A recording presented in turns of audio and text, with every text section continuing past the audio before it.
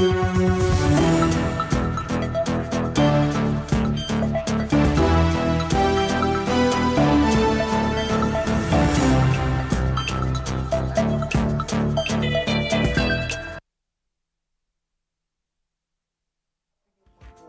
out there, my name is Freddie Ndiang'ui. This is Morning Cafe, the 1st of July 2025. It is a new financial year into 2025-2026. Imeanza officially. If you've not filed your tax returns, the KRA has actually extended by a few hours to midnight tonight. So unaweza file bado. They did? Yeah, they did. Oh my goodness. I know when walisema hiyo kitu Kenyans walifunga virago wakaenda home. Because unajua many Kenyans ni last minute. Kina mimi hapa. So ngojea leo 11 p.m. ndo unaenda kufile. It's also International Reggae Day, so I enjoy reggae music. My name is Anne Odida. This is Morning Cafe. Karibu sana. Let's take a look at the headlines this morning. The Standard screaming, where is Ndiang'ui? That one person who's been missing since June 21st this year. And the DCI yesterday came out and said, sisi hata tujui. Tulienda tu kwa nyumba yake tukachukua simu yake na laptop na nini, lakini si hatujui pali yuko. So if you took his phone, alihepa bila? Alihepa bila. Where is he? That's a screaming headline on the Standard. Kifo kichungu. Boniface Mwangi afariki. Very sad indeed. SHA scandal. Did you expect this on the first day of the new financial year? Hata ijangojea hata miezi ngapi. Ilianza October, yes. Ijamaliza 1 year. Scandal. Daily Nation. How youth power resets 2027 politics, The Star. All right, remember it's a free copy of The Star. I'll be back to take a look at that. People Daily, how Ruto evangelical politics is backfiring. And they've now moved to analysis. You realized yesterday and today, they come away from hard news to analysis. That's the People Daily. Finally, Business Daily, special inflation, adjusted pension pay, deal for judges. All right, we'll be back to take a look at that. But these are the people who will be in studio for State of the Nation, a discussion about the big headlines this morning. Members of Parliament, James Gakuya of Embakasi North, and nominated MP Sabina Chege, as well as former MP Mwingi Central Joe Mutambu. Do stand by for this conversation. Coming your way at 6:30 this morning. Tuvuke boda tuende tuzungumzie masuala ya Uganda. Sasa ni siasa imeingia kule. Daily Monitor, the front page, nothing else but the politics of 2026. Now, they've done something special here. They're looking at the new kids on the political block, daring to dream. In a largely young country whose leadership is dominated by older people, and their president is the leading oldest people. He's been in power for close to 40 years now. Still right. And he's running for president come next year. A significant number of youth are swarming the offices of political parties to seek nomination for parliamentary elections that are only 6 months away. So the elections there are in January. Yes, because zimefuatana na Tanzania. Tanzania ni October, alafu tuingie Uganda. Alafu from Uganda we stay another over 1 year. Ndio tukuje Kenya. Lakini hapa sisi tushafika maswala ya elections. So the young people there who are daring to dream and are seeking nomination papers from different political parties, some of their faces and names are there on the front page of the Daily Monitor. New vision, new taxes start. It's the start of the financial year across board. Experts analyze likely impact of 2025-2026 revenue system. That story is on page 3. That is in Tanzania, Kenya, Uganda, and Rwanda. Celebrating Mama Janet's 77th birthday. Mama, not even Mama. Yes, on the front page, and Museveni is here na wanafunzi. Anasalamia. Sasa Museveni leo amewekwa kwa front page ya New Vision akisalamia mama. Jana alikuwa anasalamia miti ama alikuwa anasalamia. Sasa leo anasalamia mama. Yes. Other stories here. Katanga scene of crime officer testifies on what transpired at IHK. Balalo evictions kick off. And on the top strip, among Nabagarekera, Grace at Benihin Crusade. Huyu ndio ule ukimwona anakaribia, ukimkaribia na kuuliza what do you want? Nasema I want a husband. New vision. Anita Among alikuwa huko. She was among the people who went to the Benihin concert. Across the border in Tanzania, siku ya kwanza ya kicheko, maumivu kwa bajeti mpya. Gazeti la Mwananchi hapa, utekelezaji bajeti ya serikali kwa mwaka wa 2025-26 ukianza leo. Watanzania watarajia mabadiliko katika maisha. Mashirika nayo kicheko, wasomi wafunguka. Sema hata vileo mvinyo pale. Ongezeko la ushuru wa bidhaa kwa shilingi 10, 15 na 25 kwenye lita ya bia, mvinyo na vinywaji vikali mtawalia. Bia sasa ni expensive kidogo by 10 shillings. Tutasema hata mkiongeza tutakunywa tu. Bodaboda majaji ni kicheko, wale wampata afueni. Petroli dizeli nazo zimo. Tozo ya ongezeko ya shilingi 10 itakayotozwa kwa kila lita moja ya petroli na dizeli itaanza leo ili kugharamia huduma ya bima ya afya kwa wote. Unaona, the review is annually. Review is every month. Yes. Right. Now, msafiri wa ndege treni kuanzia leo tozo mpya ya shilingi 1,000 za Tanzania itatozwa kwa abiria anayesafiri kwa ndege, huku kwa abiria wa treni ikiwa shilingi 500 za Tanzania. Siku ya kwanza ya kicheko maumivu kwa bajeti mpya. Pale chini masuala ya siasa, wabunge 19 wanavyotikisa soko, Samia atia neno CCM. Wabunge 19 wanavyotikisa soko. CCM bado moto. Ni kidokezo kingine pale kwenye ukurasa wa mbele. Masuala ya siasa pale chini. Kumbuka uchaguzi mkuu kule Tanzania hauko mbali sasa. Kuna Julai, Agosti, Septemba. Miezi mitatu tu waingie uchaguzi. Pale juu kwenye ukurasa wa mbele wa gazeti hili, ile habari ya ajali, baba asimulia harusi iliyogeuka simanzi. Ukurasa wa 3, basi mbili zilibogongana zikaua watu 38. Sababu imekuwa 10 kuwa vinara kwa wanafunzi kuacha shule. Lakini jana walisema kuna wale zile mimba za mapema zilipungua, lakini zile dawa za kupanga uzazi zimetumika zaidi na hawa watoto. Sasa sijui.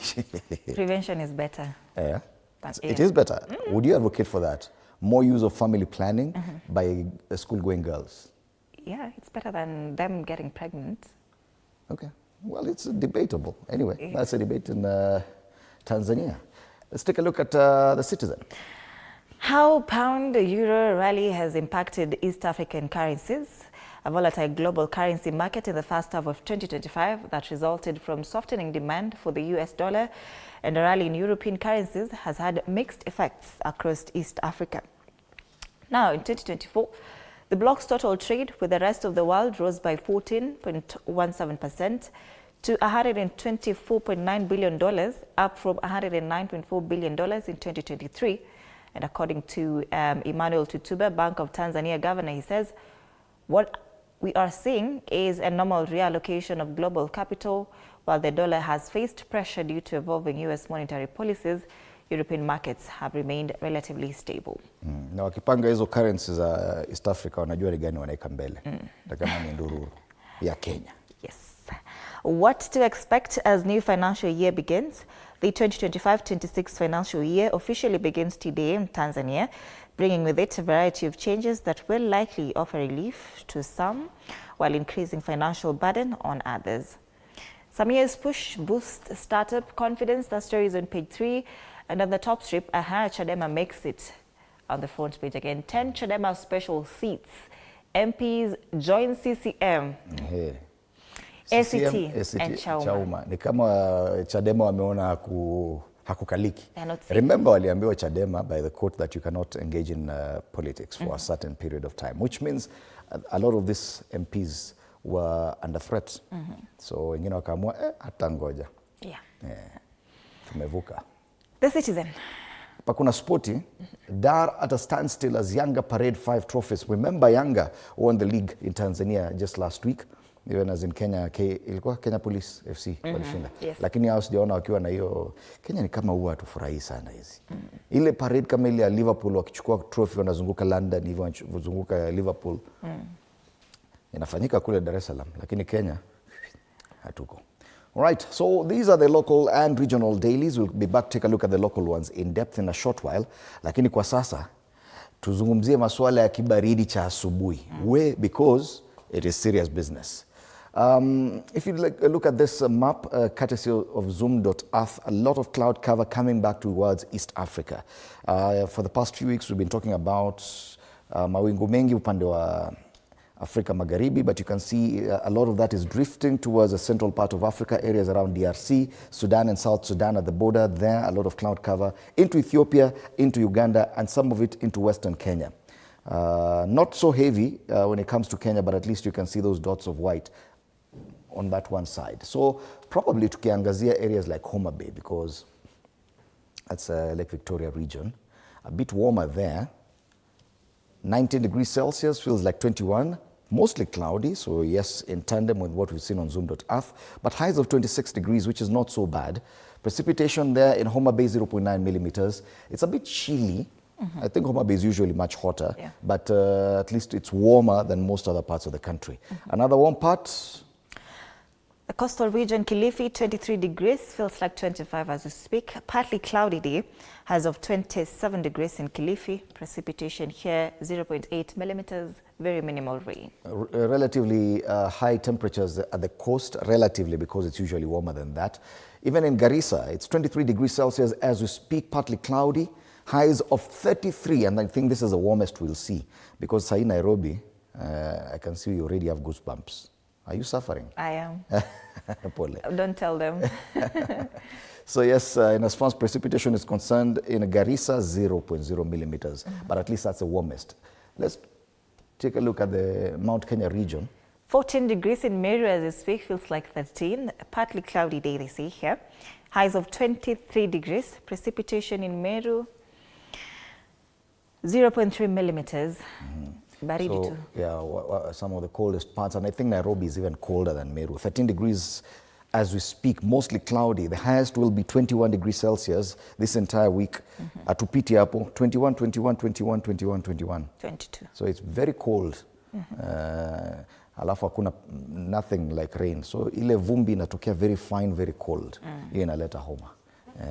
So that's the weather situation. A lot of cold areas around the country, but some parts, especially northern part and the southern part along the coast, a bit warmer. Tuangazie traffic. Nilikuwa nimeona hapa Southern Bypass ni kama kulikuwa na Eastern Bypass, but ni kama imechange. I can see already trouble along Outer Ring Road, heading towards Donholm, a long stretch of red there, areas around Feather and Tasia. Pipeline sio kubaya sana, but it's not so bad from there.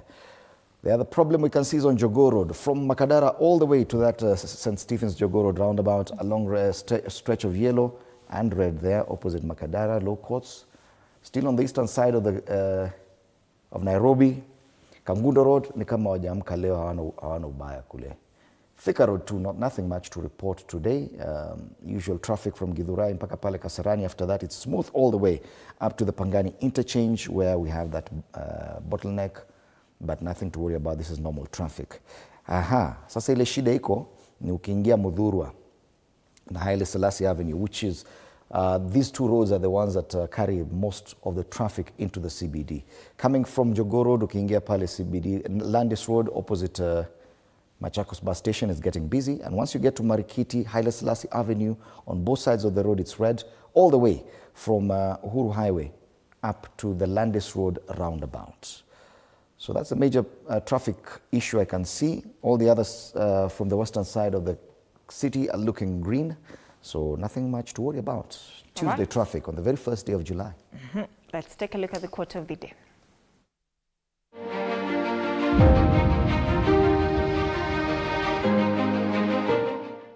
The path to greatness is paved with persistence, not perfection. Keep moving forward even when things seem impossible, for progress is born from overcoming adversity.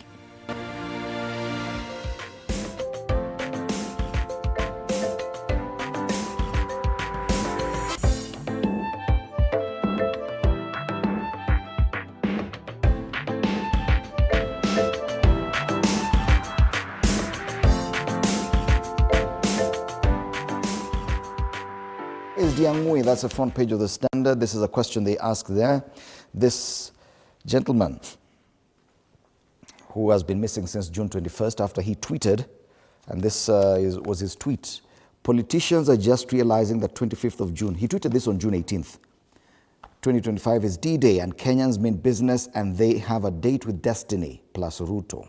Don't allow them to steal our hard-earned revolution. Let's not make the mistake our grandfathers and fathers made of giving power to dynasty and legacy politicians.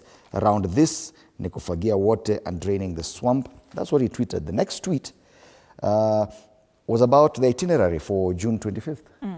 Now that was the last tweet, because sasa akasema countdown 7 days to the new republic, TikTok to D-Day, na hivyo ndo alipotea. Sasa jana DCI boss Mohamed Amin, na tutamzungumzia pale chini, akasema it's not DCI who have him. So, but the Standard says the buck stops here. Cutting corners, DCI boss Mohamed Amin is gradually turning into the country's lead trickster, with a special gift for unleashing bout of alternative facts. In his continuing well-oiled PR stints, defending the era of abductions, he denied knowledge of missing blogger Ndiang'ui hours after the court summoned him and the IG with a straight face as 21st century cheats. Amin claimed to be also looking for him. A detail which he missed, however, is that when they went for Ndiang'ui, his neighbors saw the vehicles, the model which Amin's team uses in their infamous raids. Hizo zinakuanga zile Subaru. Maneiba waliwaona. Lakini anakuja hapa anasema me I can swear. I can swear by the holy book. Sio sisi tuko naye. Wanamtafuta lakini ajua kwa. Lakini anasema tunamtafuta sisi. Hata sisi hatujamuona lakini tunamtafuta. That's a big story there on the front page. Meanwhile, page 2 of this paper, grief as Boniface Kariuki dies from gunshot injuries after 12 days in ICU. This is a very sad story because we were hoping that something would happen. Court detains 3 activists linked to mobilizing protests is another story there. And I've seen a tweet somewhere on X saying that a person has been found in Ruaka area, had been dumped there by people who looked like police. Good thing is he's not dead. He's been rushed to hospital. I cannot verify the authenticity of that story, but I've just seen something else. IG Kanja DCI order to produce missing blogger, that's Ndiang'ui Kinyagia. Meanwhile, OCS Talam and Mkhwana lose bid to block Ojwang murder trial. Muliambiwa, ukifanya kitu yoyote ni wewe utabeba mzigo. Kila mtu atauchukua mzigo wake mwenyewe. One side unaambiwa, no, we'll get lawyers for you. So you get lawyers for Talam and Mkhwana then. Cheza sana, chunga sana. All right, back page of the Standard. Have we watched Messi's final game on global stage? Inter Milan star suffered a heavy defeat in the Club World Cup against PSG on Sunday. Is this the end of Messi? That's the back of the Standard today. Taifa Leo, kifo kichungu. Boniface Kariuki, mchuuzi aliyepigwa risasi na polisi, aaga dunia akipigania uhai wake hospitalini. Kariuki alipigwa risasi kichwani na afisa wa polisi katika maandamano ya kulalamikia mauaji ya blogger Albert Ojwang majuma mawili yaliyopita. Picha hii hapa mbele ni Susan Njeri na John Kariuki, familia yake, wakiwa na jamaa na marafiki katika hospitali ya kitaifa ya Kenyatta Nairobi kumtembelea mtoto wao huyo aliyejeruhiwa kwa risasi wakati wa maandamano ya Gen Z jijini Nairobi mwezi uliopita. And the hospital bill is at around 3 million. Is it 3 million? I've seen a post by the Health Cabinet Secretary Aden Duale, actually a statement saying that they've, as a ministry, they've decided to foot all the bill for any protester who got injured. So, but according to that statement, he puts the bill for Boniface Kariuki at 800,000 and some shillings on top. So I don't know where the truth is. Clearly, they can't even afford that. Well, but at least they said that will be waived. The Kenyatta National Hospital and any other government hospital that is treating those who were injured on June 25th will not charge them. Let's hope they won't. Vidokezo vingine, DCI mtego wetu utanasa wafadhili wote wa ghasia. Habari kamili katika ukurasa wa pili anasema hakuna atakayeokoka iwapo atapatikana kuhusika katika ghasia na uharibifu uliosababishwa na wahuni kwenye maandamano ya ukumbusho yaliyoongozwa na vijana wa Gen Z wiki jana. Mkurugenzi wa idara ya upelelezi wa jinai Mohamed Amin aliapa jana kuwa yoyote atakayepatikana atachukuliwa hatua za kisheria bila kujali hadhi yake nchini. Shida ni wale waliopora mali ya watu kule downtown Nairobi. Mbona sijaona wakishikwa? Sijasikia wameshikwa, lakini pengine walishikwa tujui. Well, vidokezo vingine, Israel Hamas komeni sasa. Ni kama waliongea na Trump koma kabisa. Rais wa Amerika atoa amri mahasimu hao waafikiane kumaliza vita mara moja. Pigo kwa ndoto ya mkewe Mbadi, mpango wake wa kisiasa wapingwa vikali. Na Pentagon yarudi kura za mwaka wa 2027. Waziri Duale asema upo mpango wa Kenya Kwanza kuunda muungano kama wa mwaka wa 2027.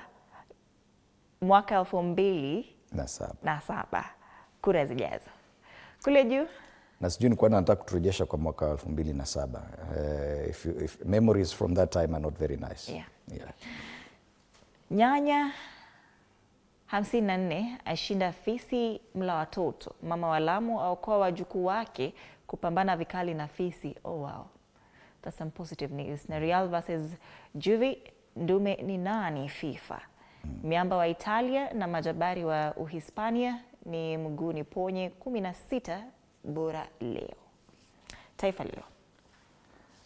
SHA scandal is a screaming headline on the front page of the Daily Nation about 6 or 7 months or 8 months since SHA was officially rolled out.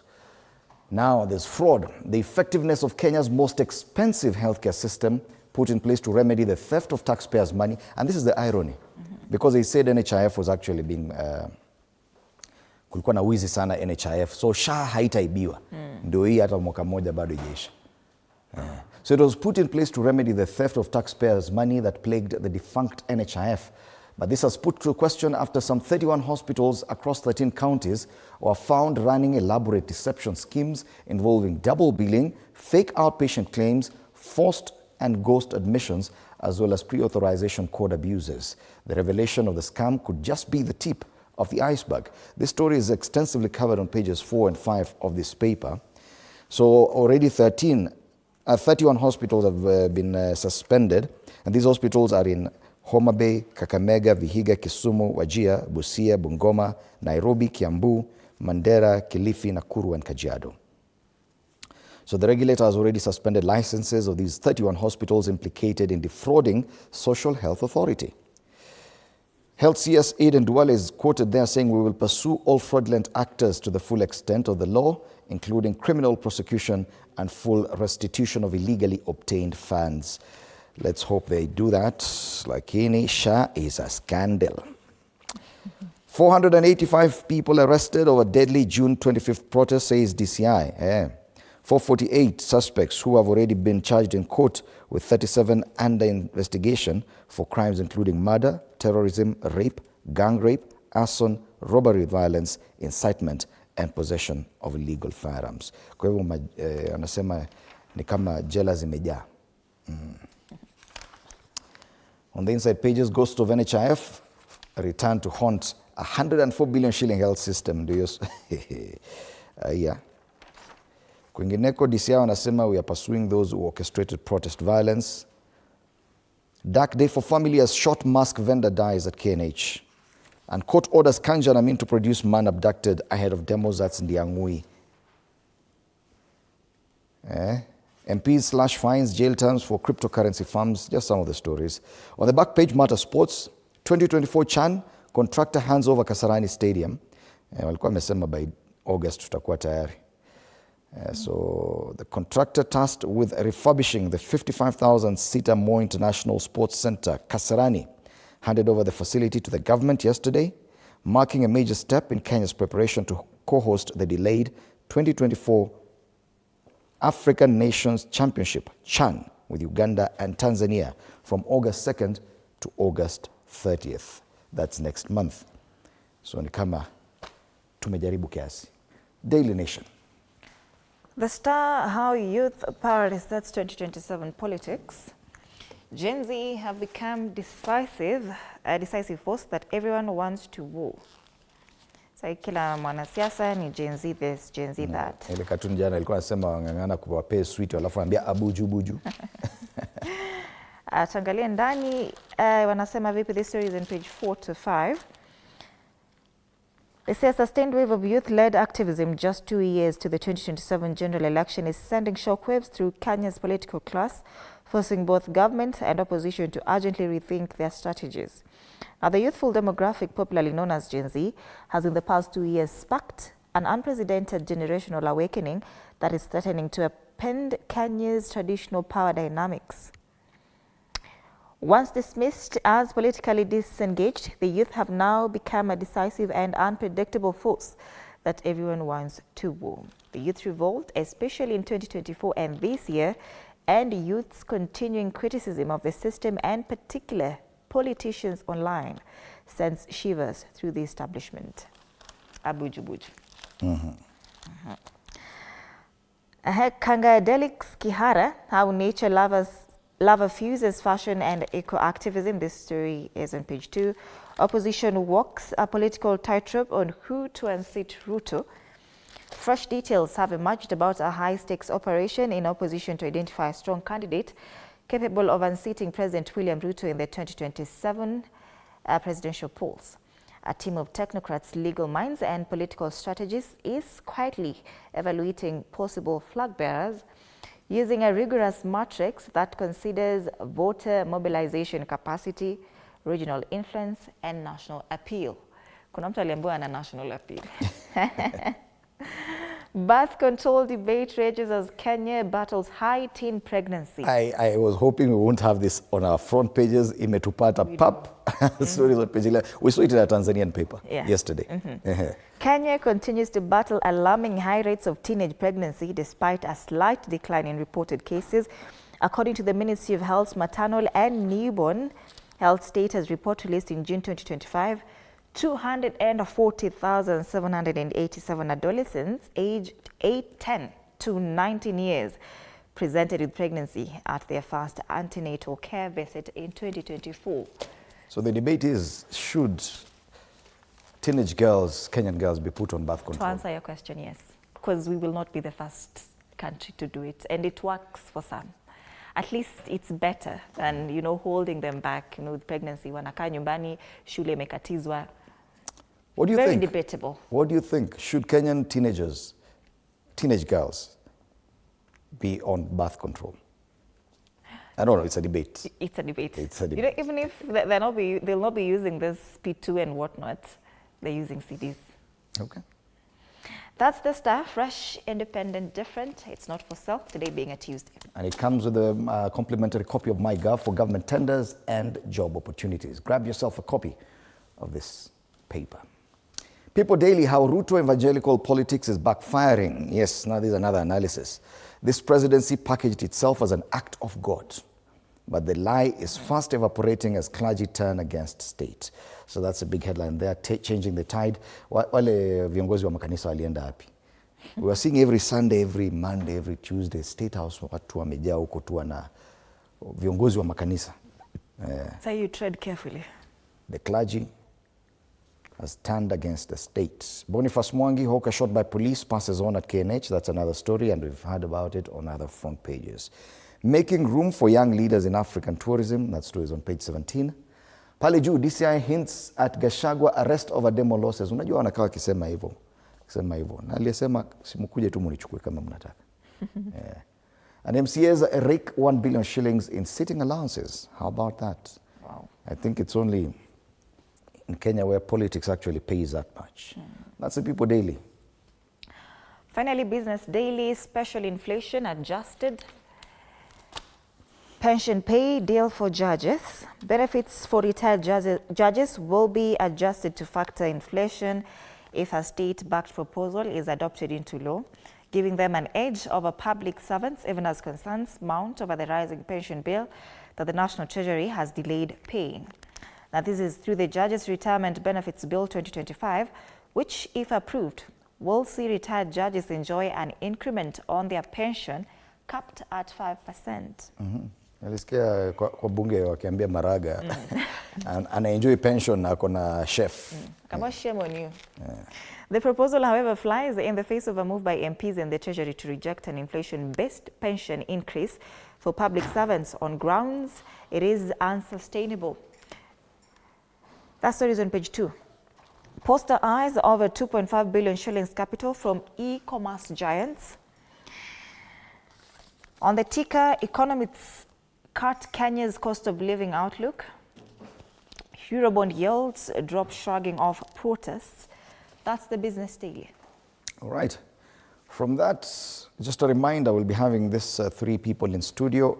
MPs James Gakuya of Embakasi North and nominated MP Sabina Chege alongside John Mutambo, former MP Mwingi Central, in a few minutes from now. Tuangazie karakacha sasa. The cartoons today are talking about, this is People Daily, kuna chungwa pale. So this is ODM. Na huyu jamaa anaitwa ODM Splinter Camp. Anajaribu kukata hilo chungwa lakini anatoa tu ile rind. Anataka kuitoa. So the splits and the splinter groups in ODM, a lot, actually it's being said that there's a lot of murmuring and what do you call it? Inaitwaje? Mvutano ndani ya ODM. Push and pull. Push and pull, yes. Standard. Hii ni Matter Sports. Gor Mahia, Kenya Police wako hapa kweli? FKF Cup imeshikwa hapo. Nairobi United, NSL Charms. Huyo anasema pale, I don't care how many times you've won the league. Anaambia Kogalo. Yes. Wewe umeringa sana, you've won the league. Sasa hivi vikombe vyote vimeenda. Yes. All right. A standard. The Daily Nation, kuna IG of police pale ameshikilia mavuli lakini ni kama imebaki tu waya pekee. Mvua inanyesha kweli kweli. Alafu anaangalia pale koti. Naambia habeas corpus. They were given an order yesterday, him alongside the DCI boss, to produce this young gentleman, Ndiang'ui, who's been missing since June 21st because of tweeting about the protests. Mvua inamnyea. IG. Daily Nation. Fuata orders of the court. That's a cartoon of the Daily Nation. Finally, the Star. Communications Authority, we are back at it. Media censorship. Communication Authority bans live coverage during protest hapa. Hii ni kama ilichelewa. Lakini tunaona nini? Anasema tunapointiwa pale tukizimiwa kamera. Polisi wako hapa, jenzi wako hapa. Anyway, today being a Tuesday, it's Biashara Tuesday. We'll be speaking to George Oyuga, Director, Retirement Solutions, Kuza Asset Management Limited, on making profit but still broke. What are you doing wrong? And Brenda Murugi will be here again for fractures and bone injuries, first aid. So do stay tuned for this. She's a trainer at St. John's Ambulance. Yes. Huyo ndo alikuwa anafunza watu ile mambo ya choking. Yes. All right. So yes, after the break, we start taking a look at the headlines with some politicians on our panel. Do stand by for that conversation. Of course, it is a big deal. James Gakuya is already in studio. He's a Embakasi North MP. We do hope that Sabina Chege, nominated MP, and John Mutambo, former MP Mwingi Central, will be joining us in a short while. Meanwhile, interact with us on our socials, TV47 Kenya on Facebook and on YouTube. On X, at TV47 News KE. My handle is at Ann_Udida. The hashtag is Morning Cafe. My handle is at Fred Indimuli. See you after the break.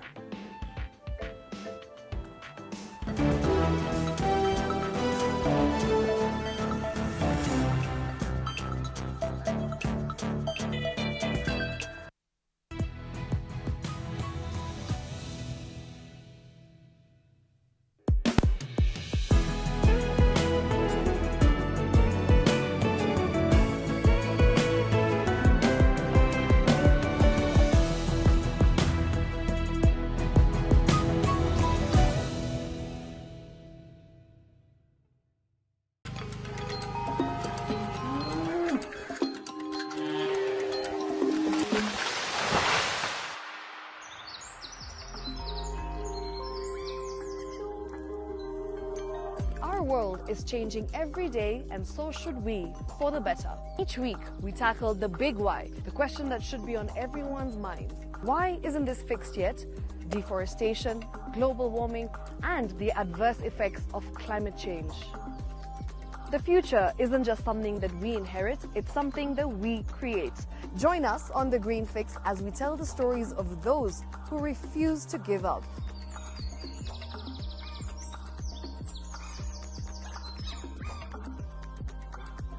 When it comes to fixing the planet, there is no time to waste. Join me, Shiksha Arora, on Thursdays at 9 p.m. on The Green Fix as we look into the big why, you and I.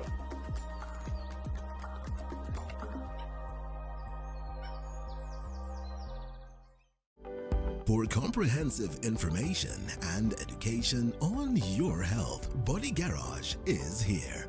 Don't allow anyone to pluck out your good tooth as long as it is strong and stable. cancer doesn't start today and you get the symptoms tomorrow.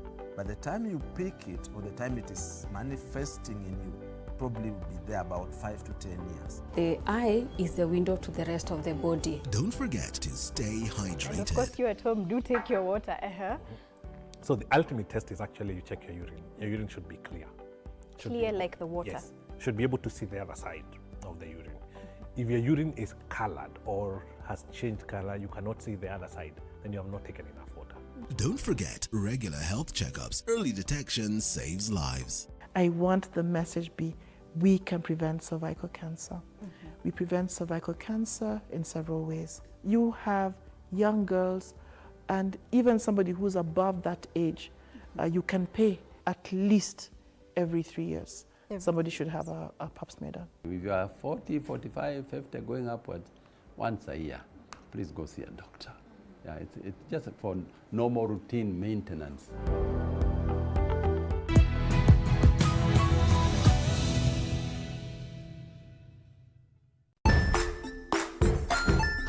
Hey there, friends. Welcome to Kids on the Block, where fun and imagination come alive. We dive into magical world filled with exciting adventures and awesome friends. What position were you in? I was number 2. What position were you? Number 1. He decided to cross the bridge by his house and look for food on the other side. You're going to do half cup of chocolate chips, and the other one, we're going to do half cup of the blueberries. So, grab your imagination hats and get ready to explore with us. Join us every Saturday at 9 a.m. for new friends, amazing stories, and tons of laughter. Jiunge nasi tunapoangazia safari za viongozi bora.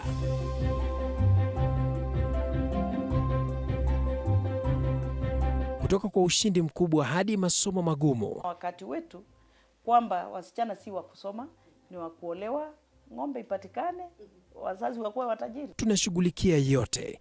I wish I were a better investor. My parents taught me how to look for things for myself.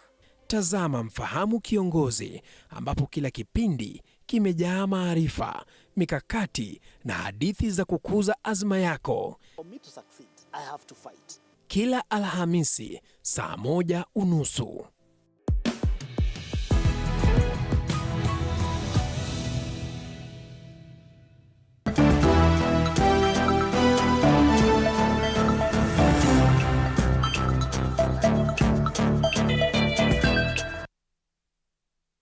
In a press conference in Nairobi on Monday, DCI boss Mohamed Amin termed blogger Ndiang'ui Kanyagia as a person of interest to the authorities.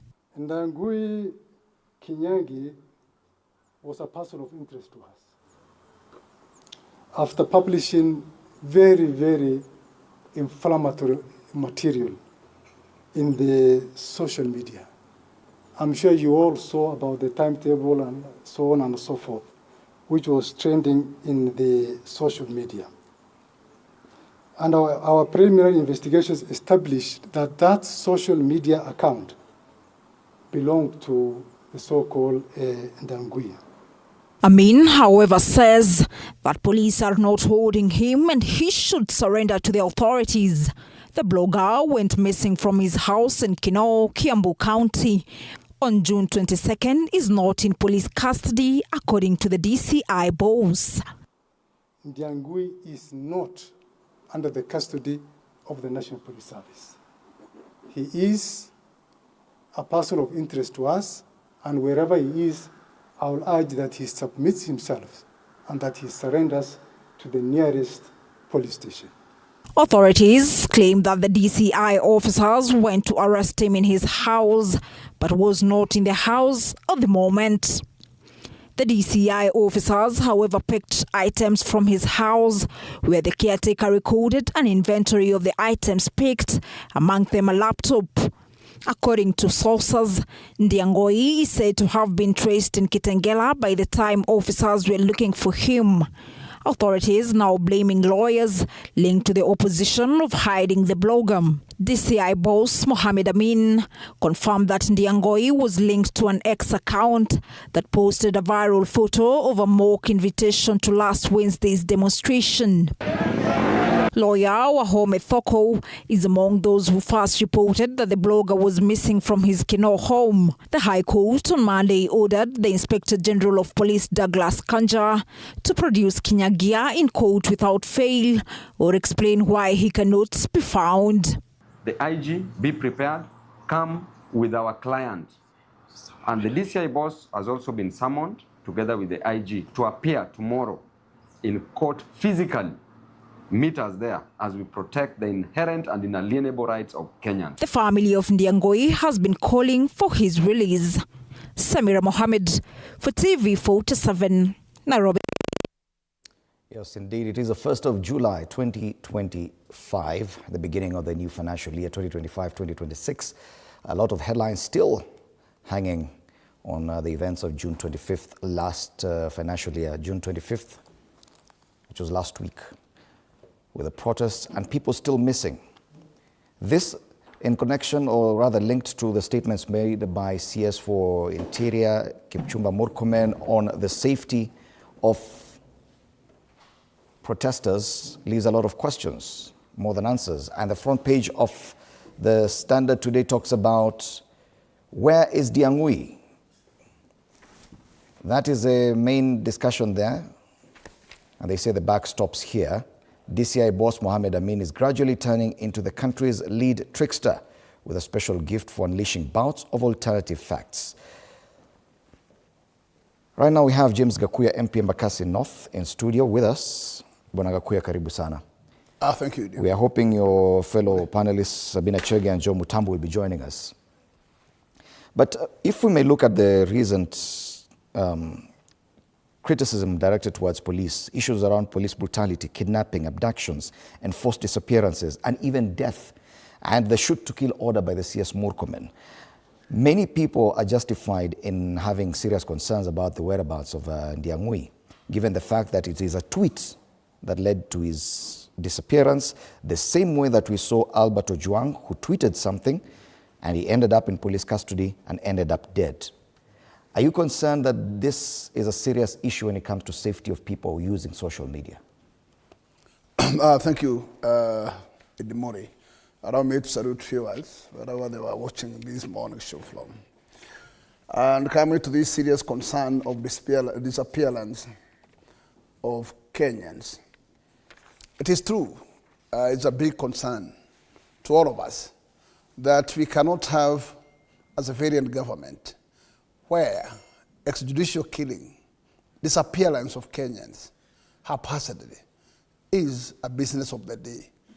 The government has been in public domain, defending itself, trying to defend itself that it does not know the whereabouts of these extrajudicial killed youths and this disappearance of Kenyans. But all the same, the president is in the record telling Kenyans that he's aware that those who are abducted were currently back to their families. It means the state is very much aware. And one serious case that I want to mention is the one case that involved the son of Justin Muturi. This costed Muturi to intervene the State House and looking for what we call a way to get in touch with the head of state. And it forced him to look for that particular window to find his son free. And it took only a call to the hand of the intelligence to the release of Muturi's son. This tell you, there before, Muturi tried to ask all the police agencies, including the intelligence, the DCI, and NPS, and none of them were committal to where whereabouts of his son. And this is truly telling you that things are being done haphazardly, and the disappearance of Kenyans in this particular manner. One is that intelligence is doing a business that not belong to them. They don't have a business of arresting. This in our law. We have no single business on this. And you wonder how the intelligence is involved in arresting and kidnapping Kenyans. This is wrong and this is out of order. The business of intelligence is to spy and give information, but not to take action. That's not their business at all. And what is happening is that if the intervention of the release of Muturi's son was intervened to the head of the intelligence, then something is wrong. How does the head of intelligence involve him in arrest of suspects? It is wrong, and this is telling Kenyans that we are heading to the wrong direction. I want to castigate the sentiments also made by one CS for Interior. I cannot understand how can a serious CS, who is the holder of the flag of that particular ministry, can wake up on a public media and make such an arrogant statement that any Kenyan who appears to be anywhere near police should be shot, killed. This is a statement which is totally backward, a statement that nobody can take it lightly. Later he tried to withdraw, but I can tell you, how can you make such a statement? You are in record telling Kenyans that you are a lawyer, and you understand what it means by directing police to shoot to kill anybody near the police. Our knowledge is that police is as equivalent as a refuge, where you can report any crime. If then, when you get across to the police, then you are wanted. Where else are we expected to take our complaints to? Right. This is wrong. And I would tell Kenyans, it seems we are on our own. If a full minister, a full cabinet minister, such an inflammatory statement, even today, nothing has taken. I am telling you, we are in the wrong direction. Right. And let me tell you, in kiburi, and kiburi ile tunasema is a kiburi of taking this country nowhere. I don't think that, in fact, this country is at this level.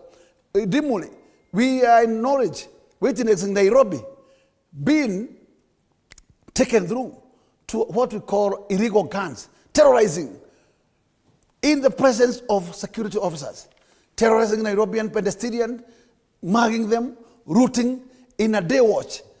And the same goons are in record singing the names to praise the head of state and one Sakaja, the governor of Nairobi. I see up to date, no single action is taken. Then it tells you the security that we believe that in fact that's where we can get the justice from. It is totally compromised, and it means the country is under what I keep telling and keep saying, under state capture. And the state capture is nothing else, is the way we are seeing it, okay. That we have agencies that are no longer in their capacity to do their work. They are under what we call capture. They are only directed what to do. They have, it is wrong, Idemoni. And I can say, where we are, we are unable to know where this country is heading. The head of state is mute, and nobody is talking about. IG is mute, and we keep seeing disappearance, shoot to kill of Kenyans every day. Okay. And we are asking ourselves, are we in Haiti or are we in Kenya?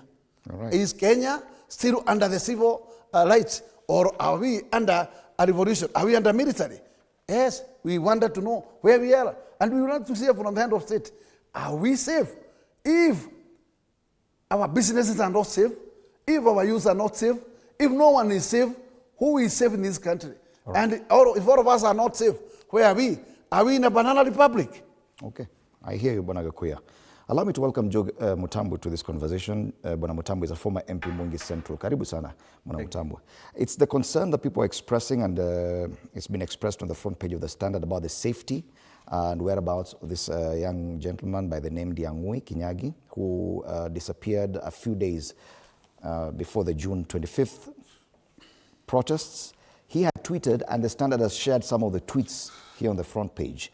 Now, this comes only weeks after a different gentleman, Albert Ojwang, was arrested by police on similar issues. He had tweeted something that was not, some people disagreed with.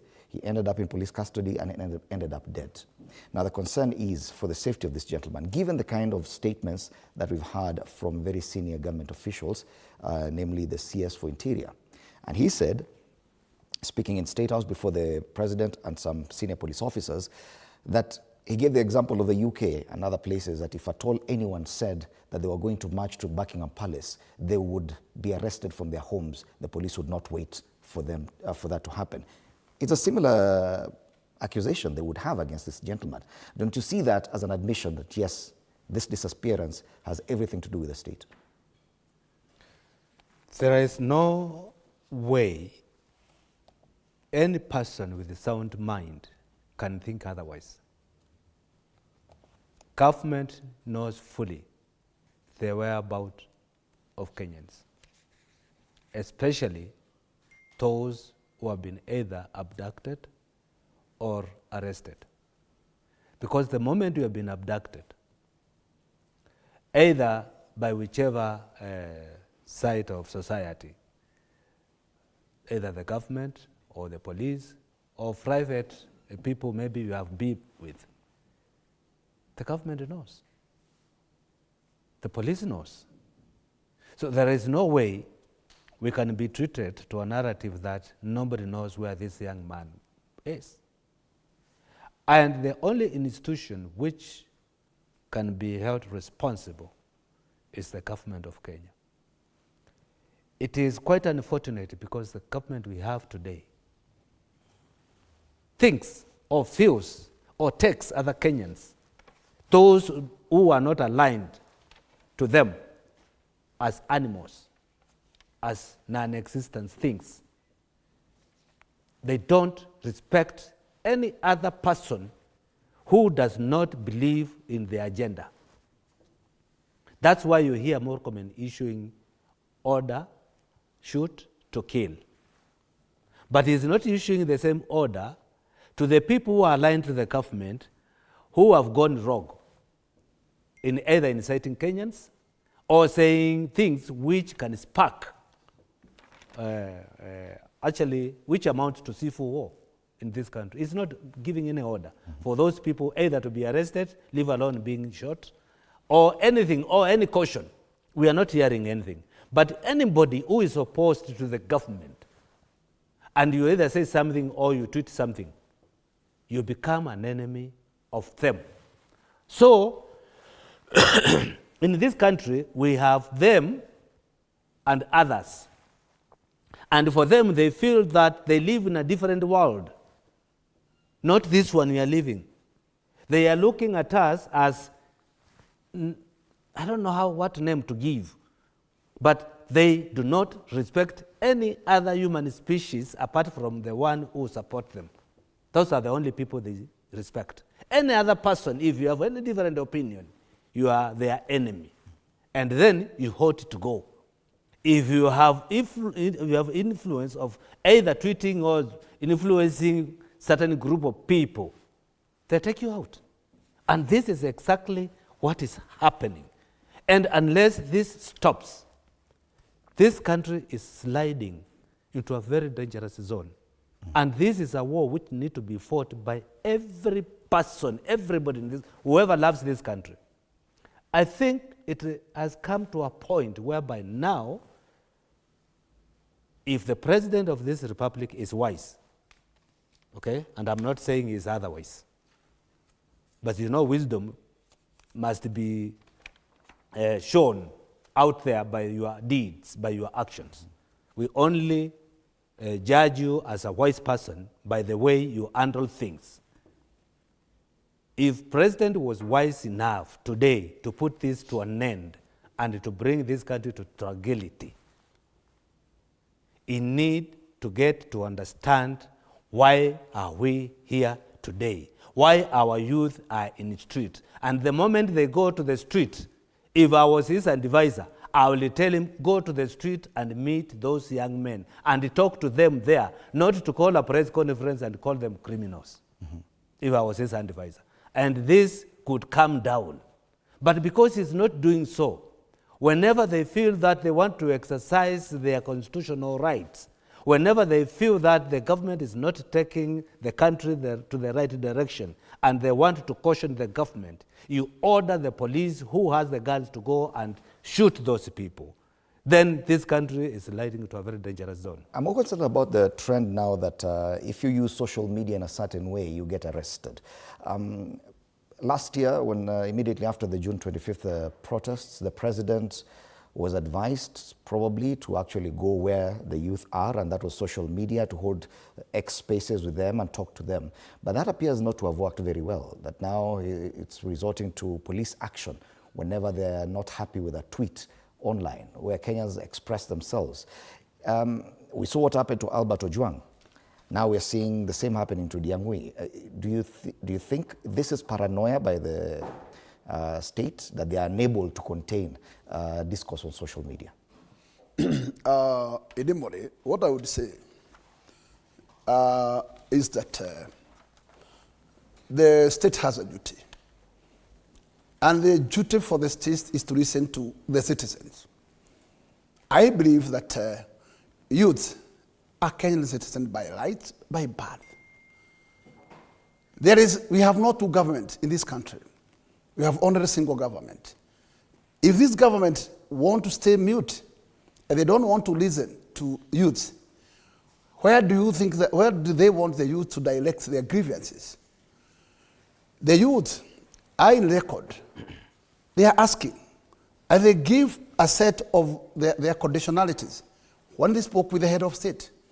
And if the head of state was serious enough, he could have taken action. But he assumed them. And he assumed that by way of muting them, in a route of extrajudicial killing them, he will silence them. I am telling you, this is just a time bomb. And we have just seen it. In the last Wednesday demonstration, we have seen them in numbers and numbers. This tells them, even though you think that you have silenced them, they have just silently muted. But this is a time bomb. What the state should do is to keep watch and listen to what these young leaders are talking about. The young leaders are saying they are educated enough, but they are not seeing any serious trade in the government on where to package them. They are not seeing the hope of their future. They are saying the government is not serious enough. What the government is doing currently is only promising what we call export of skills. But here locally, they are doing nothing tangible to make sure that the youths are being adopted to positions of getting what we call jobs. And let me tell you, jobless is devil's workforce. Where do you want these youths to go? If these youths, government is wise enough, those who are tutoring, you could have taken them and shown them where to work, but not to silence them.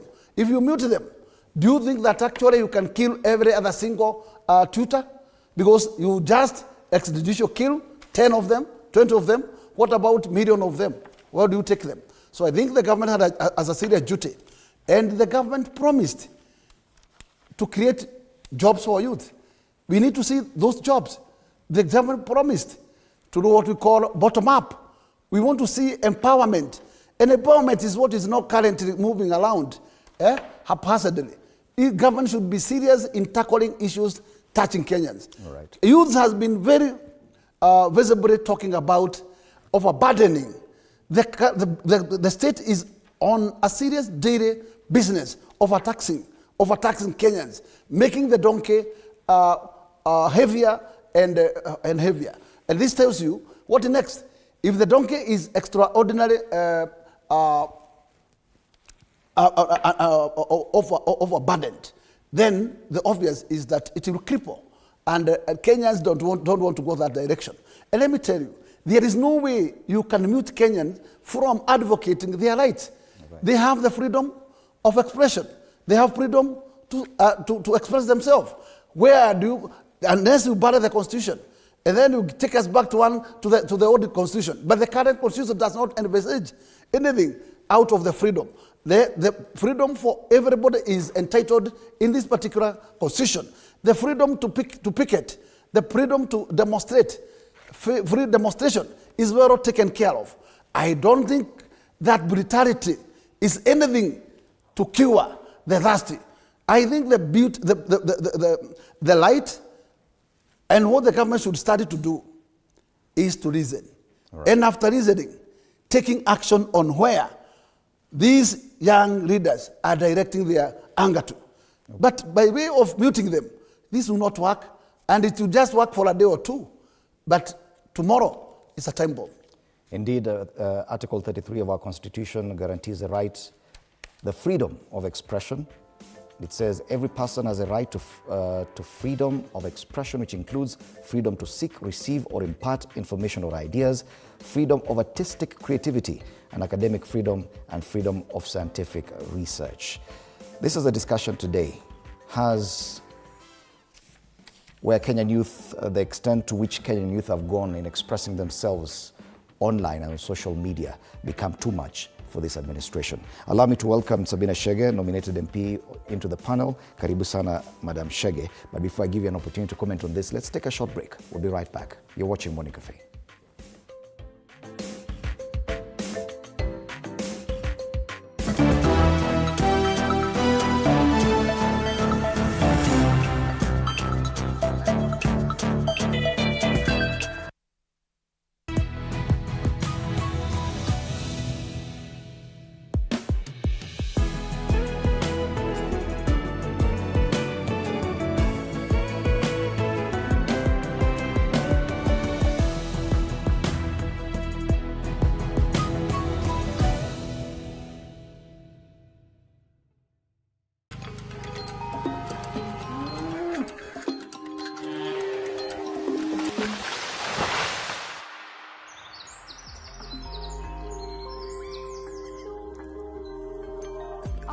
Is changing every day, and so should we, for the better. Each week, we tackle the big why, the question that should be on everyone's minds. Why isn't this fixed yet? Deforestation, global warming, and the adverse effects of climate change. The future isn't just something that we inherit, it's something that we create. Join us on The Green Fix as we tell the stories of those who refuse to give up.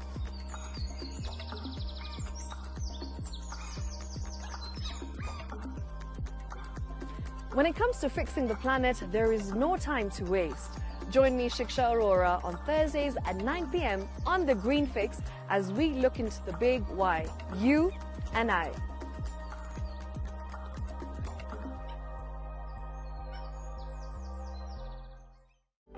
For comprehensive information and education on your health, Body Garage is here. Don't allow anyone to pluck out your good tooth as long as it is strong and stable. Cancer doesn't start today and you get the symptoms tomorrow.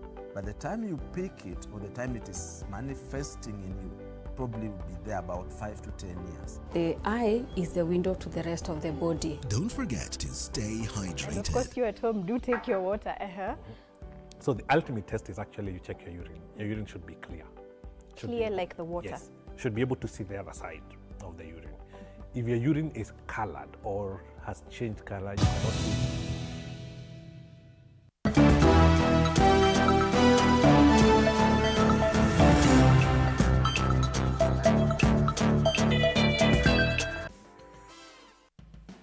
You're watching Morning Cafe on TV 47 with me, Fred Ndimuli. Serious concerns about the safety and whereabouts of Ndiang'ui Kinyagia. That's the front page of the Standard. And this comes from the recent knowledge about what has happened to other people, other young Kenyans who have made or posted tweets online on social media and ended up in police custody. In the case of Albert Ojwang, that was the end of him. He died while in police custody. Issues around police brutality, kidnappings, abductions, enforced disappearances, death, and the shoot-to-kill order by CS Kipchumba Murkomen, all boiling in one pot. What's happening in Kenya? Madam Sabina Chege, nominated MP, joins us. And the question is, because we saw an attempt last year after the Gen Z protests in 2024, the president immediately after that was very keen to engage the youth who are actually really expressing themselves on social media. He even joined X spaces where people were not using very palatable language. But then, they had not resorted to what is happening now. But it would appear that the states and the security agencies are getting very impatient now with the kind of expression on social media. Do you think this is the way to go? Is there a better way of handling this form of expression? Thank you very much and good morning. And first and foremost, allow me to pass my condolences to the family of mine. We lost a young man who was shot by the police last night. And so I would like to say that as a mother, I feel sad when every other week we are losing young people who have a great future. And I would like to say that it's unfortunate that this nation has gotten to that level. These are the same young people that we have at our homes. I am a mother of 2 Gen Zs. And so we know they're not easy people to deal with, but somehow we get a solution on how to deal with these young people. Because they are our future and they are our children. We are the ones who have brought them up. And I think what we need to start is from home on how to be able to talk to our children, manage them, even before we say what the government can do. And secondly, government is a body. There are many people involved. And I would like to say, then if the buck stops with one person, each and every person who has been given a responsibility, be it a person in charge of police, be it the person in charge of intelligence or any other position, that we need to handle these young people with a lot of care. Last year, as you said, yes, they expressed themselves. They went on social media. I will not say might be whether we really got much when the president engaged them, because you know some of them went out full throttle, and of course even some of them called the president names, but he was kind enough, he listened to them. But after that, what came out of it? The kind of discussion of what these young people were expressing themselves, some of the things were done, some were not done. We know even in our families, sometimes our children have demands. You may not be able to do everything, but you try and attempt. And I want to go back to us as leaders, that we need to start listening. We need to speak less and act more, and ask ourselves, where are our people on the streets? These young people, there are many challenges. And of course, the main challenge is unemployment.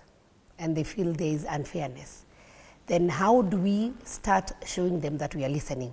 It's in those small things. If it's about like police recruitment or any other groups that have done, we need to show transparency, give everybody an equal opportunity. And when things can't work out, we need to tell them the truth, that this is possible, this is not possible. We need to give them hope.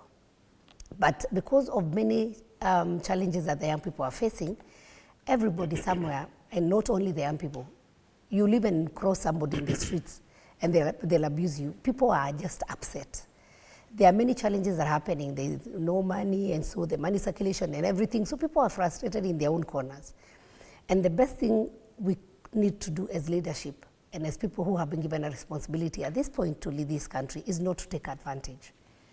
So because when people go to the streets and they want to express themselves, there are people also who want to take advantage of the situation.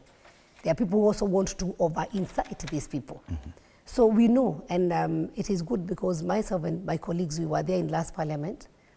I know there are things that we blamed maybe the previous regime and said they are not willing or they're incompetent, or, you know, it is very easy and sweet. You demonized this administration. And I can tell you it's very easy when you're in the opposition.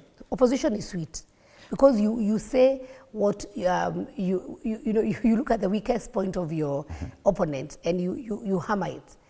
But when you are given the same position to sit at, you find that maybe that challenge that you are facing today, it could have be tackled in a different way, or maybe you And would even have said different. away from the politics, Yes. because I'm more concerned about the police action now. Yes. The DCI said, fine, they don't have Ndiang'ui, but he said he is a person of interest because of what he tweeted. We saw Albert Ojwang, he tweeted something, he was a person of interest, he was arrested, died in police custody. Now we see another young person tweets something, the police say he is a person of interest, although they deny having him in custody. But shouldn't we be worried that the same thing that happened to Albert Ojwang could happen to Ndiang'ui? That's the issue I have right now. Police action, away even from the politics of it. Well, that's why I said there are people who have been given a responsibility in each area. And people should take responsibility and be responsible for the actions that they take in their own position. When they say he's a person of interest, I am not a police spokesman, so I'll not come here and say, I know he's in police custody or I don't know whether he's in police custody, but he's a Kenyan. A Kenyan that we have many systems within government that can be able to say or to tell where this young man is. So sometimes I would say it's rather you keep quiet rather than say something. And I think even in the case of Ojwang, we saw the police being coming out in the front, giving statements, then retrieving, saying we didn't mean. So I would just say, let us not be quick to speak. And as we speak, let us say the truth, because it is very sad affair when you will come and say we don't know or we know, and then it end up, then this young man was in police custody. And I know even my colleague has mentioned the case of the Justice Muturi's son.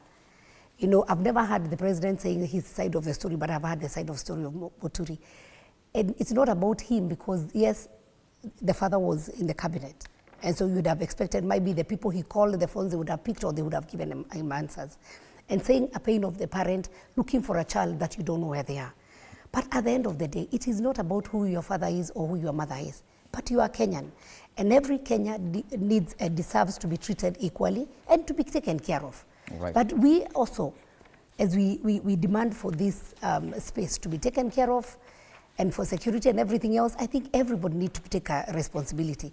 As a good citizen, if I decide I want to go and picket, then I also do not have a right to go ban the police stations or ban the police vehicles or stone.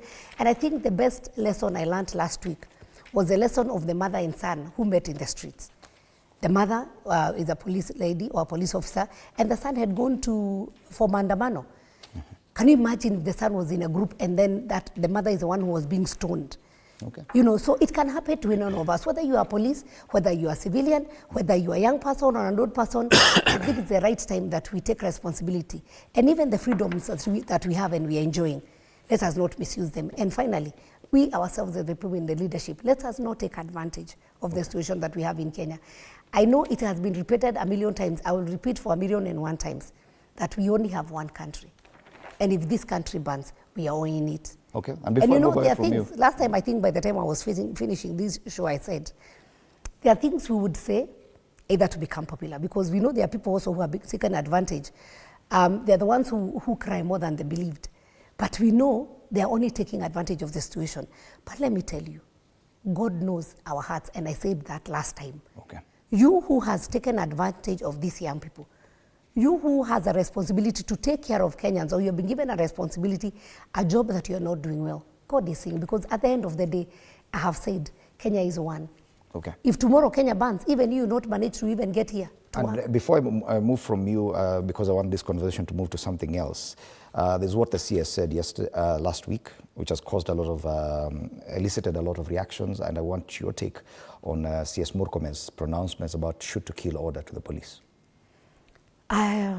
Last time I said we have become very reckless with what we are saying. And one aspect of a good leader is humility. The other aspect of a good leader is to watch what you say. Because shoot to kill orders, nobody deserves to take a life of the other person. And even for this police, for instance, I don't know what would have happened to those young people. There are ways that you can be able to immobilize somebody. Because yes, if a policeman is armed and their life is in danger, that is the only reason that they are allowed to use the gun. But use the gun to shoot somebody on the head, you can demobilize somebody on the feet, you can be demobilized. There are several ways that you can be able to do it. If you find somebody stealing or breaking into a shop, and if they don't have a gun, why would you shoot to kill? There are several ways that we can be able to handle it. So I have said, as leaders, let us not fuel or put on, the fire in this nation. Already people are not satisfied. I think if we have anything that we can measure the level of happiness in Kenyans, everybody from their homes, the ones who are married couples or single ladies, from our children, the level of happiness, I think, is not really up. There are many other things that are frustrating us. Maybe we as parents, and especially our age, we used to be beaten up by our parents. That's not how we brought up our children. Okay. And at the same time, so our children has come to a point where parents would wish their children to be in school more than for them to be at home. Because even them, they don't know how to handle. And I would want to call upon all organizations, and especially the church. I think almost 70% of Kenyans are Christians. Can the church even start having parenting classes? Okay. Because what you are seeing on the streets, what you can see even in organizations, if people are employers, they will tell you even when you employ these young people, we need to start parenting classes and just to tell our parents, how do we handle it? Okay. I think I never went through a parenting class. I have my children, I have 3, but nobody told me this is how to deal with them. All right. And I think the same parents, where we are so afraid of having our children at home, we want them to stay in boarding school, is that the same thing now we get into the offices, we don't know how to handle them. All right. They come to the streets, we don't know how to handle them. But I saw, and I want to give my experience last weekend, I had more than 3,000 youth, and we had a worship experience, and we had an issue we were discussing about gender-based violence, about femicide, and about relationship, mental health in Murang'a County. We had a panelist. I was privileged to have a panelist, even the Lady Justice Jokindongo was there, and several other people who are experts in mental health. I saw young people talk. I saw young people express themselves. And there were also the older generation that sat there, somebody like Diana Kamanda sharing her own experience and what she went through. A lady called Mary Ben telling them, this is what I went through for 7 years. Okay. And I saw young people who are eager to learn, who want also to be taught. But are we out there to teach our children? Thank you. Or are we inciting them? Meanwhile, the court has ordered IG of Police Douglas Kanja and Director of Criminal Investigations Mohammed Amin to produce in court the online commentator and IT expert Ndiang'ui Kinyagia, as we continue to express concerns about his safety and whereabouts. I want us to move this conversation to the national level. Bwana Mutambu, I've seen in recent days multiple calls for national conversation from the former Prime Minister Raila Odinga, from former CS for Interior Fred Matiang'i, that it's time that the problems we are currently facing are so deep-rooted that the country is in a crisis, majority feel the country is headed in the wrong direction, and it is time to have a conversation at the national level. Very positive calls. But listening to the National Assembly debates the issues around the protests last week, did you get the feeling that probably that is where the problem starts? That the members of the National Assembly are so detached from what Kenyans are agitating for, and they used the entire period to just shift blame from one person to the other, from an individual, a community, and such like things. Are you concerned that that level of conversation is not in tandem with a national conversation about the rot that is currently here? Looking at the National Assembly or our parliament and assessing all the members in there one by one, and the good chunk, what is the agenda today? The agenda is to defend their master, period. Very few, like Mheshimiwa Sabina here, who will spend time with our constituency discussing about the future of youth. The big number are those who are there to defend the regime, and they have no other business. That's why you see even someone I respect so much, a friend of mine, trying to understand what he's doing in our country, traversing all the constituencies in the name of empowering women. But when you break down to whatever he's doing, there is nothing apart from bribing women with mere 2,000, 3,000, 4,000 shillings, right? If these people had, or they are thinking about this nation, or they are thinking about empowering, say those women, say the youth, or any other age group, they would do things differently.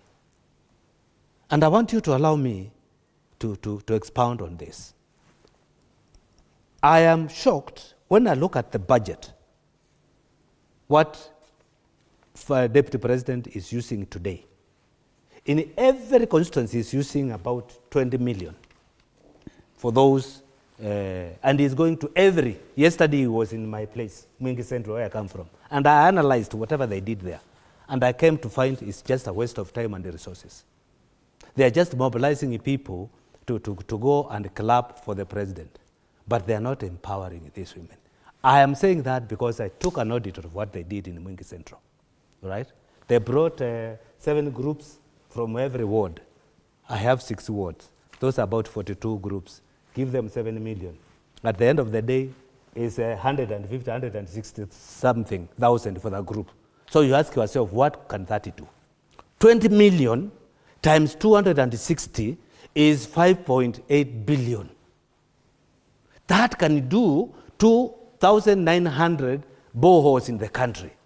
That translates to 10 boreholes every constituency. You have empowered those people. But the moment you leave them with 150 for 20 people or 30 people, they share that money and their life does not continue. Does not improve. You don't empower somebody by giving them a fish. You empower them by giving them something or a net to fish the fish. So, what am I saying? Reflecting the same now to our National Assembly. Their energy and their contribution is towards how can we protect the regime and sing the song of the president and forget about the youth. Forget about any other Kenyan who is either, and I said it before, either opposing or is not in line with the agenda of the regime. And instead of discussing matters of national importance, they will spend the entire afternoon speaking about one man, Kashagwa. He mobilized this, he mobilized that. Little don't they know they are building this man, Kashagwa. They think that they are trying to tarnish his name. And when you look at the issues Kashagwa is being accused of, you wonder if you have brains. You put 2 and 2 together. You hear people who are mobilized to go and torch a police station. Then you ask yourself, a police officer can shoot a masked offender, but they cannot shoot a person who is torturing, who has come to torch a police station. So you wonder what is happening. And they think that Kenyans are so dumb, they can come up with any theory for Kenyans to believe. I have a message for them. We are watching you. We are seeing what you are doing as a government. We are seeing what you are doing as leaders. We are seeing what you are saying. We hear you. And we can understand whatever you are doing nothing but protecting your master. Come out, be Kenyans. I'm calling upon the members of parliament and leaders. Come out, be Kenyans. This is our country. Whatever is happening, let us have a solution for it. But if we don't look for solutions, I said it before and I'm going to repeat. This country is sliding to anarchy, is sliding to civil war, because when you see the job or the work of police being given to goons, so you set up the police against the Kenyans, because now police is here. You see somebody who has been sent by the same government which sent him, committing crimes. So police don't know what to do. You are confusing, the government is confusing the police because they are out there and they don't know what to do. This person has come carrying a club bought by the government money and he has been given, go chunga jiji, okay? So the police don't know now who to fight because this person is doing a wrong thing. Actually has taken over the work of the police. They are even boarding on the police vehicles and singing and doing all and this is what we are seeing. So what are we saying? And this is happening in the world. And we have a president who can come and say, please stop this. This is not right. And he's not talking. It is clear that definitely something is wrong somewhere. It is the fact that the National Assembly does not appear to be at that level of understanding that there's something wrong and that they have a role to play in that conversation. Bonagakuya, the kind of discussions we had in the National Assembly with regard to the demonstrations fell short of anything that could provide a proper environment for this national conversation to happen. Do you agree that the National Assembly still remains the weakest link in as far as providing a proper solution or way forward to Kenyans? What I would say is that the authors of our constitution, they were very clear. And that is why the element of picketing and peaceful demonstration is very entrenched in our constitution. What the parliament should do is, through act of parliament, is maybe to put what we call regulations, how to regulate those demonstrations. Because for sure, we don't require to have demonstrations that will be interfering those other people that are not part of the demonstration, their businesses. So I think there should be regulated areas where these kind of demonstrations should take place. But we cannot stand to say that the demonstrations and picketings are not part of the constitution because they are very stressed. And I think what now, I would say, Parliament has taken a straight throw, a step to go, is to make such elements of regulating areas of where this should take place and where demo should not take place. Okay. I am sure that in fact the Parliament should make a law on making clarities. If it is demonstrations, if it is peaceful picketings in a particular areas, where should these take place? If it is demonstration, where should they take place? And then the business will remain to those who are peace providers. And this is where the police comes in. Because police should not be seen at any point being part of the brutality. Because you don't have to respond to the people on a forced manner. Okay. Still on the National Assembly, because my concern is that the level of debate that we saw appeared more keen on laying blame on someone, like Rigathi Gachagua is to blame for funding the protests, even demonizing the demonstrations and accusing or making mention or trying to say that it is linked to one community, that it's youth from a certain part of the country that were demonstrating. That level of conversation is what I'm more concerned about. In fact, Idemole, let us also agree in one thing, that the chamber consists of various different individuals. It's a floor of 349, and every single individual has his independence to raise his own thinking. But the beauty is, at any point when you want to make a clarity of matters, you should not be seen at any single point trying to cover the misdeeds of a sitting government. Because what Kimani Ichung'wah, what Junet and Osolo and many others were advocating, including one panelist, speaker's panel, Mohammed, somebody from Ijala. I can tell you for sure, their sentiment, if you can be able to evaluate their sentiment, they are purely trying to create a narrative that these things are being peddled by a particular person, but they were not giving facts. Who was the donor? Where was the money coming from? Because you can't tell us. On a daily to watch, we were able to monitor and see mass of people coming through or walking from Thika Road, others walking from Kiambu, others walking from anywhere, including many other counties out of Nairobi. And tell us, who is this mighty person known as Gachagua, who has this capacity to make this kind of mobilization, if these guys were serious enough? But because they want to tune, they want to sing the choir of the master so that they can be able to be seen doing anything that is pro the master. I think that is where members of parliament are losing key. Because Kimani today, if Kimani was very much aware that Gachagua has planned, including Junet, why didn't they take the best action with the evidence that he had before the action to the police, so that police can be able to secure that particular incident? Why do you want to speak and try to mudslide somebody only when things has gone wrong? If you are serious enough, you could have taken the information you have to the police, tell them, Gachagua has planned. These are the plans he has put in place. He's planning to touch Kabete. He's planning to do so. He's planning to do so that police can be aware and ready to meet that particular force. But if you want to blame somebody and try to blackmail, this is wrong. And this is just political gimmicks. And that's how we are stooping low as members, as legislators. Because we are not doing what we are supposed to do on the floor of the House. What we are doing on the floor is singing choir just to praise the master and to make the master happy.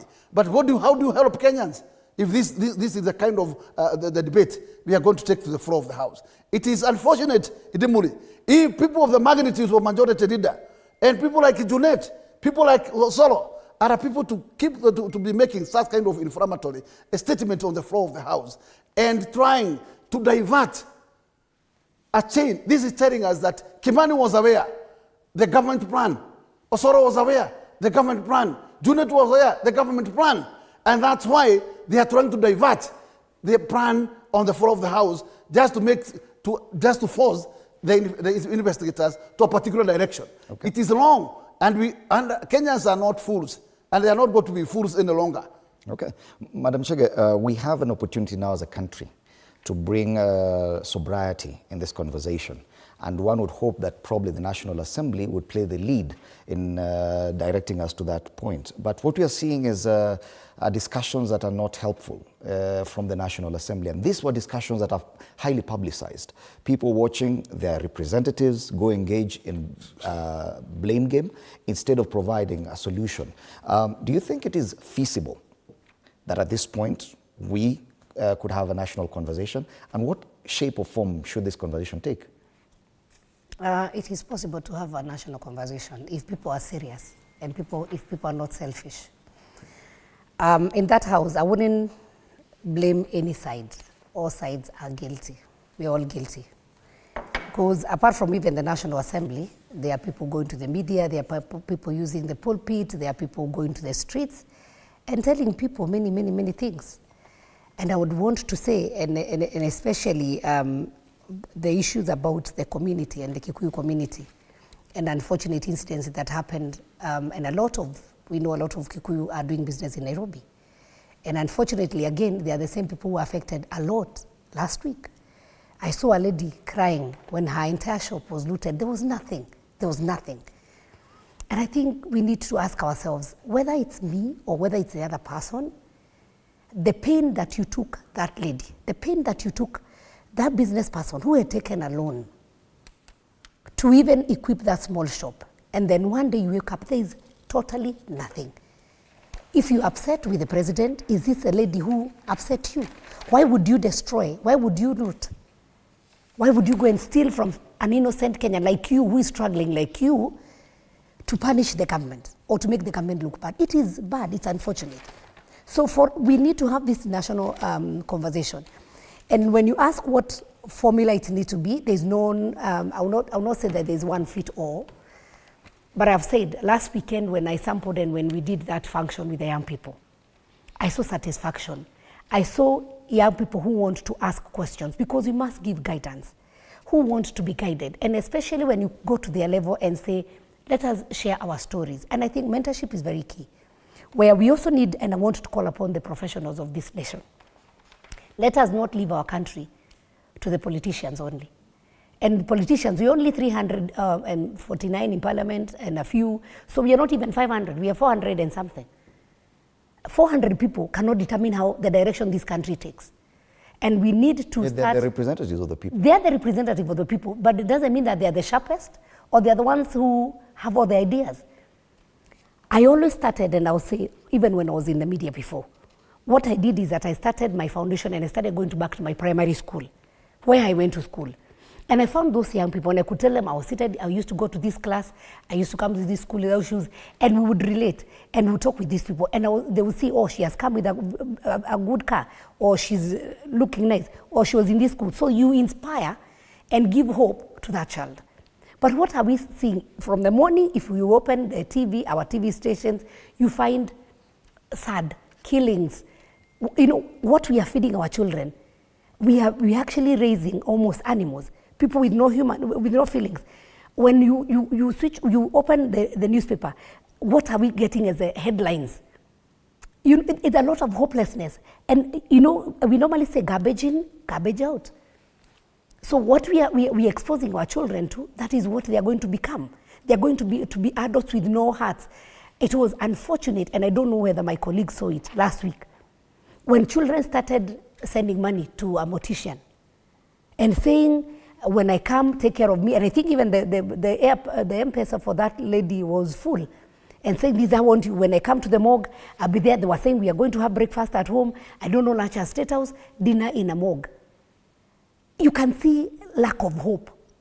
So what we need to do as parents, and that's what I said, professionals wake up. And I want to challenge even the ones who are listening to us today. Let us not leave this country to a few individuals because we elected them. Let us go inspire these children. I am very sure from the ward level. If we have, because sometimes if I'll go, I might want my side of the story or to fit me. And so I would go and try to change the narrative. We need people who are neutral, who can go and engage from the ward level, even from the location level. Okay. Let us go and talk to let us go and ask them, what is the problem? And number two, if we know the problem that we are having currently is about unemployment, is about lack of jobs. So are we still having industries? We need to start creating job opportunities, okay? So even the conversation, even in Parliament, we need to stop and tone down on the politics. And it's unfortunate that this Parliament, when we started, we have never settled. We waste a lot of time not focusing on the main agenda, but focusing on the politics. And it's unfortunate, that's what I'm saying. We're already in a politically agitated it is, and we have mood. 2 years to go. My question is, this suggestion for national conversation at this time, because I know for such a suggestion to come from the former Prime Minister Raila Odinga, it's probably something they've discussed with the head of state or other leaders, that probably we need to have a national conversation at this time. But looking at the politics, Bwana Mutambu, it's high-octane politics already in readiness for 2027. Is it possible to have a conversation of that magnitude and for it to actually be consequential for this country? Idimuli, before you move to my good friend, let's all agree that who is the holder of the symbol of national unity? This is Ankanda at the head of state. So the head of state is the one to introduce such a conversation. Because he's the holder of the symbol of unity. His closest ally is suggesting the same, so probably that's a conversation that will come in a few weeks' time, that we need to have a national conversation at some point. You know, that's why I said let's not politicize everything. I've said let's take responsibility. These are our own children. This is our country. So different approaches, and now I say there are different ways that we can approach. Okay. Either from the ward level. Let us also involve our religious institutions. If the Muslims, I know they normally have their way of talking to their young people. Let us, and I think what we need to do is give them a position or a point they can be able to ventilate. So back to the church. And number two, not just the church. I've said we can have the Muslims, you can have, but we need to go to mashinani, to the grassroots. Okay. Away, well, you know, I just wanted to tell my colleague, away from leaving everything to us as politicians, because he's not a current member of parliament, he's not in parliament now, but there's so much that he knows. There's so much that he can be able to engage his people or the young people from his constituency. Okay. But would the current member of parliament see him as a threat when he comes to engage there? Okay. So let's have different ways, and let us not just say we are leaving it to the president to make a decision. But you are elected, even us, you can make a decision. Landscape? I would want Gakuya to call me one day, we sit with his youth. I also invite him, he's from Muranga. Okay. We come and we also talk to our people without looking at the political side or who we support. Can we afford to ignore the politics of the day when we have a national conversation of this nature? The problem is that we focus and we waste a lot of energy treating the symptoms but not the real cause of the problem or of the disease. That is the problem we have in this country. When we say we want to have a national discussion and we ignore the problem creators who are creating these problems and who are the most affected. When you look at Nation today, front page, 485 arrested, and you go on reading and you do the audit of who was arrested, it is the youth. But the main suspect, the main culprit, the people who organized, who called the youth out, come, go to the street, go fight those who are trying to demonstrate, go do this, they have not been touched. Who has committed a bigger crime here? The person who sat down and planned to bring another team to oppose those who are exercising their constitutional rights, or those youth who are either beaten and arrested by the police. Those people are still scot-free, they are still in the office, and the people who are mobilized to go and do this work, I can tell you, out of these 485, maybe 50% or 40% or 60% is those who were brought in. So you bring a youth, you give them 300, 500 shillings, tell them go and fight this team which is coming. Those people are arrested in that mayhem. They are rotting in a police cell, and you are in your office swinging your chair. And you want to tell me there will be a national conversation to heal that? It cannot heal unless we go for those who have higher responsibility of what is happening. It cannot happen when we have a CS who is ordering police officers shoot to kill, and he is still enjoying our taxes in the office. It cannot happen, because we will sit there, we will come out, the same will repeat. These people who will go to jail or who are in police cell, they will be radicalized there. So when they come out, they will come out to revenge. And whenever they hear any opportunity to go to the street, they will be the first ones. Whether they were in prison or they were not in prison. They will be, because they know them, they suffered, but you never suffered.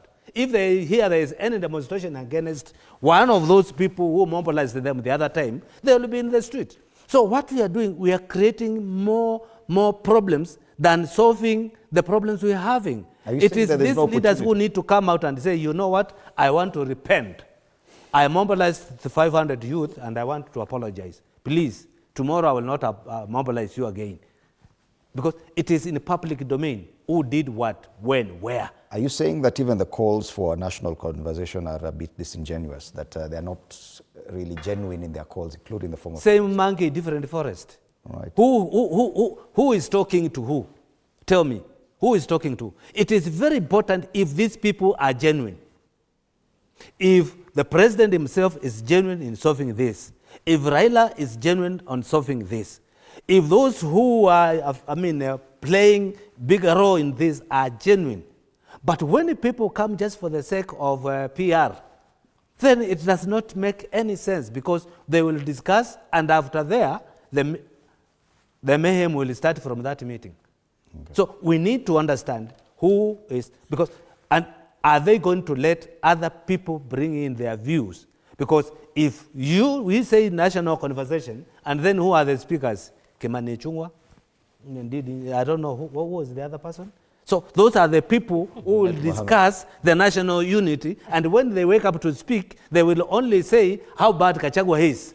So how do you have a national discussion on those lines? You see, I think we need more in some of these positions, because, women are mothers, and we know we have children. We have children who are different. Actually, in my mother tongue, we say from one mother's womb, you give birth to several children who are special.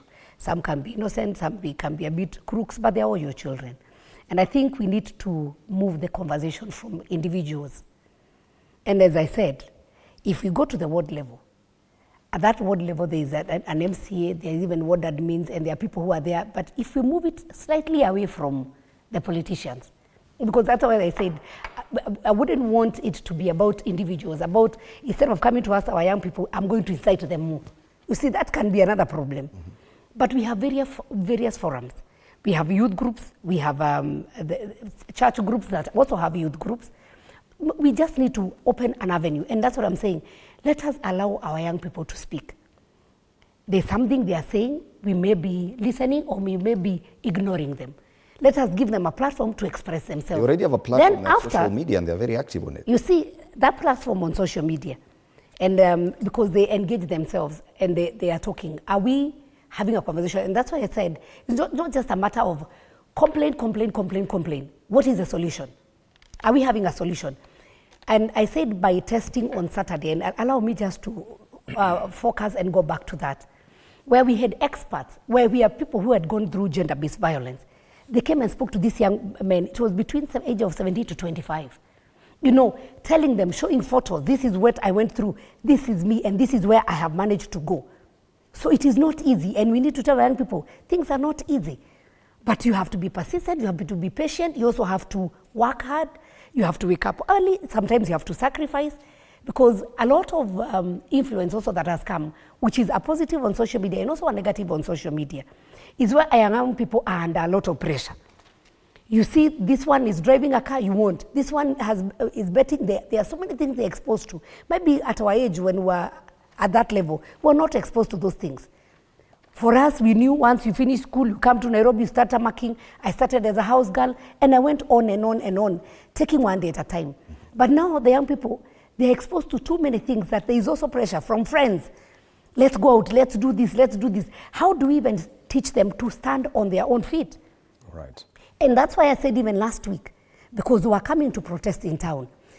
Do you have that sense when you come and you find there are also people who have joined as goons, who want to loot shops, that you start to retrieve and go back home? Because you can be caught in the mayhem. There were people who were innocently coming to do peaceful demonstration. But there are others who knew there's demonstration, and watch out. And I hope now the government and the people who take care of people's property and the law, they are waiting for Tuesday, because I can see again Monday, there is Sabasaba. Already there are people who are saying we are coming out.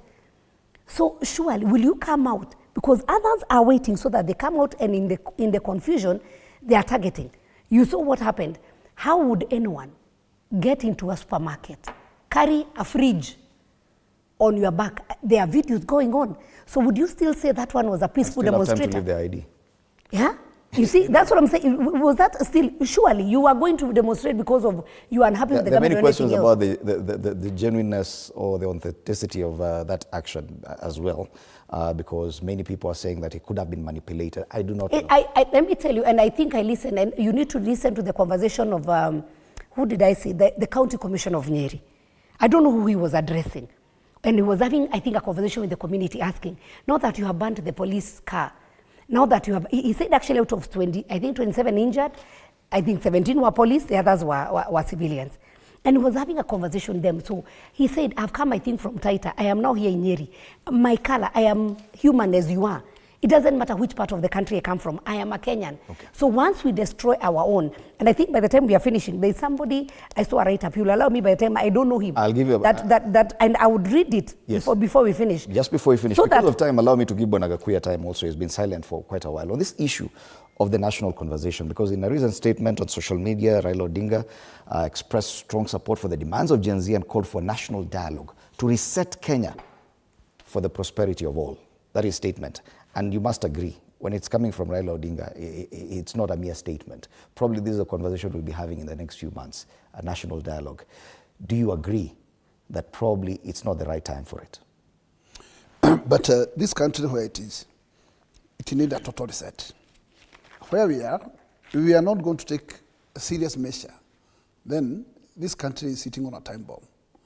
In fact, we need to be serious enough, and we should not ignore this pressure. You know what we have done as a nation? We have failed to plan for our future generation. And let me tell you, when you have over 70% of the population jobless, where do you think these guys will go? And the government is doing very little. And what the government is doing, instead of planning on how to improve areas of where to enroll these people, and especially in the area of industrialization, area of agriculture, area of manufacturing. You are only giving us hope of exporting what we call skills. This I can tell you. Those countries who are always telling us to be exported are men and women in those countries who sacrifice to make their country grow to the magnitudes of that level. So what are we doing as a nation? Today, nobody is even thinking on how to deal with the pending bills.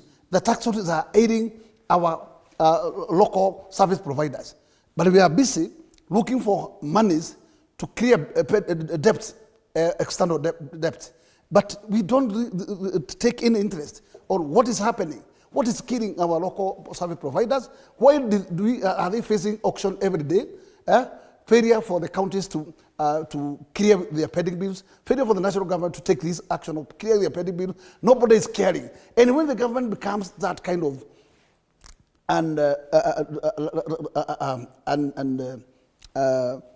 serious on matters touching the little Kenyan citizen, then who else do you? Why do you think that Kenyans move to wake up to elect a government? They wake up to elect a government to service them. Then what they ought to see is to see services delivered. And it's also delivered on the roads. Yes, because Kenyans cannot wake up and eat roads. You must think, where do you think these people? And you know, you have generation of about 50 million Kenyans. You must every day as a government waking up on saying, what are we doing as a nation? What are we planning? Because every single year, the university rivers, college rivers, those who are in TVET, where do we take them? But we are silent and we are mute on this, but we are busy on other areas. I think we must take a slide back and think on what is the message given by these young thugs. They are saying, yes, here we are, and we are learned. Where do you expect us to go? Nobody is thinking of us. Then they are not saying that actually what they are asking to be the PSs, to be the CSs, but where are you enrolling them? Okay. Nobody is serious about that direction. So unless we come, even though we come to a serious conversation on how to bring this country into harmony, how do you harmonize this country without giving the country hope? You must, first of all, give the citizen hope. Those who are in farming areas, give them hope. Those who are fishers, give them hope. Those who are in livestock farming, give them hope. Give those others who have no any other areas to tackle, like Nairobi. Nairobi people, where do you take the use of Nairobi? If you are not creating what we call manufacturing environment in this city, well, then what are you telling us? The government is mute on what we call also power. I am telling you, we have serious local suppliers of power who has been always sitting on what we call Kenyan's area of manufacturing. Because there is no way you can be able to compete with manufacturers from neighboring Ethiopia, neighboring Uganda, neighboring Tanzania, without tackling on that element of industrial power. Okay. The next is tax regime.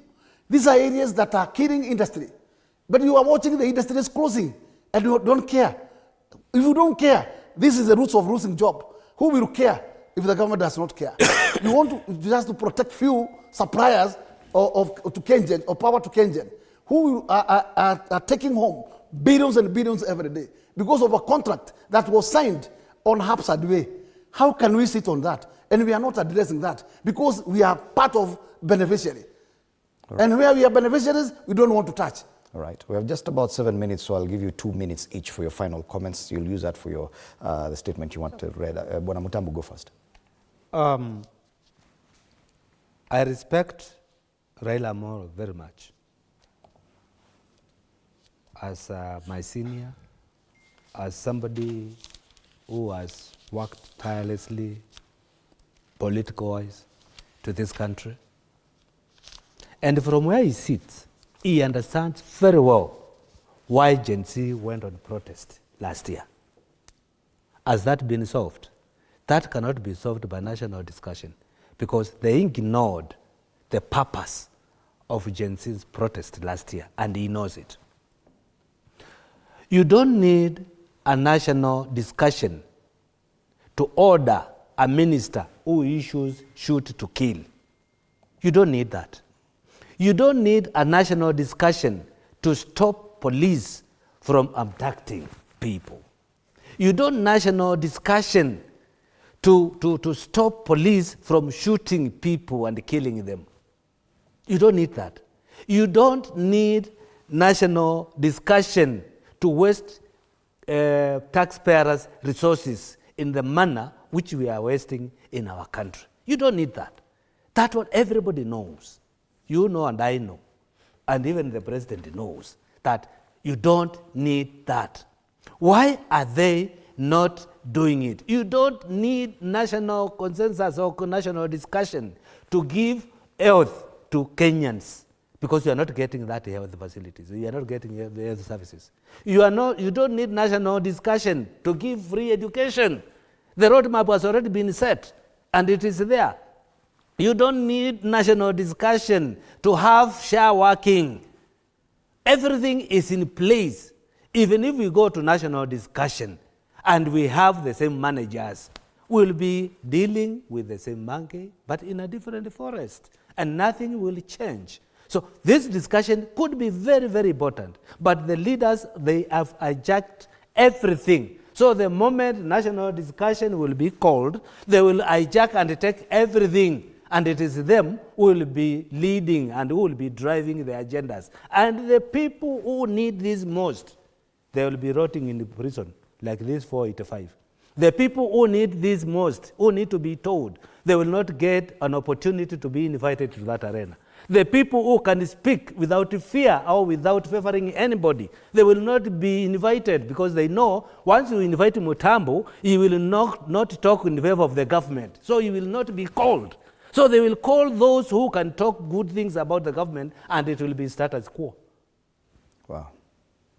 Thank you, Bwana Mutambo. Madam Chege, you go next. You know, I don't know why my colleague here has a problem with people talking in favor of the government. There are many things. You cannot say we cannot have a national conversation about SHA, and every time I go to the village and you ask people whether they have registered, there are still people with no information. So every conversation is very important. And if somebody will go talk about the government on the good things, or maybe the things that the government has done and people are not aware, it is also good. We know the Kenyan government is not for specific people. It's meant to serve every Kenyan. So if you'll have an opportunity to maybe explain and maybe tell the Kenyans where the government is and what they have done, it is still okay. It is not bad to talk about the government, because that is the government that is supposed to serve them, so that you also open an opportunity for people to question from an informed point of view. Because what I've seen, what is happening currently, is that there's a lot of information out there that is not true information. And sometimes this information is treated as the truth. So it's not bad to talk about the government, but we are saying we are moving it. There is so much. There is so much, Joe. Unless you don't live in this country, you see, because you already have your own biasness and you want to incite. But once you incite Kenyans, at how many people have been killed. I'm looking at how many people have been. There are many. What will I talk about? There are many good things that this government has done. Like what? The time it came to power. What you have just mentioned, SHA, is actually one of the things that he has done. Yeah. But don't take on to my time. Yeah. So there are both good and bad things, and we can talk about them on another day. I think the issue of the cost of energy, and Honorable Akuya has handled, is a matter that we need to address, and the issue about the pending bills and all those. And you know, Honorable Akuya had a very nice position as a chair of trade. I don't know when he was the chair, how many things he brought to Parliament, because he was holding a very important position where our traders would have gotten a lot of, insight and advice from him. We have made a lot. All I'm saying, the reports are already in the front, which is good. All I'm saying is this: we have a judiciary. Let them also have their own way that they can be able to interact with young people. They know how the judiciary work. The police, different departments. We have different parastatals. And that's why I say we are not going to say that there is only one formula of doing it. Let every Kenyan, if you are professional, for instance, in our county, Murang'a, we have many business people who have made it well, who have made it in business. They started from Murang'a as a very, very small community with having some unions, and they came up even with banks like Equity Bank. So are they able to share that knowledge on how they were able to move without maybe even help from anyone to these young people? What I'm saying, everybody has a role to rescue this nation. It's unfortunate that when the founding fathers, their inspiration was to fight three things, which was poverty, disease, and ignorance. And that is umaskini, ugonjwa, na ujinga. Those are the same things that are disturbing us even today. And we need to have a conversation about how to end poverty, the diseases, and how to end ignorance in this country. There's a bill that Honorable Roko, the current CS, had started on picketing, and that is a bill that it will be coming back. We had a discussion last week on Thursday, and a lot of members, you said nothing came out of that discussion, but this bill was also mentioned, and it will come back where we can have designated places for picketing so that we also protect our business people. Our MPs, every constituency is supposed to have ICT hub. I wish you can now be asking, how do we equip, how do we have Wi-Fi, and then we can have these ICT hubs where our young people can be able to go, because there's a lot of work that they can do. There's coding. There's a lot of work that they can be able to do online and earn good and decent money. So that is one of the things that we can be able to have the conversation with. It's unfortunate we have like the former Chief Justice Maraga, and I saw him on the streets. Someone like Kalonzo Musyoka, who has been a former Deputy President. I would urge them, as per their position and the expertise they have even in law.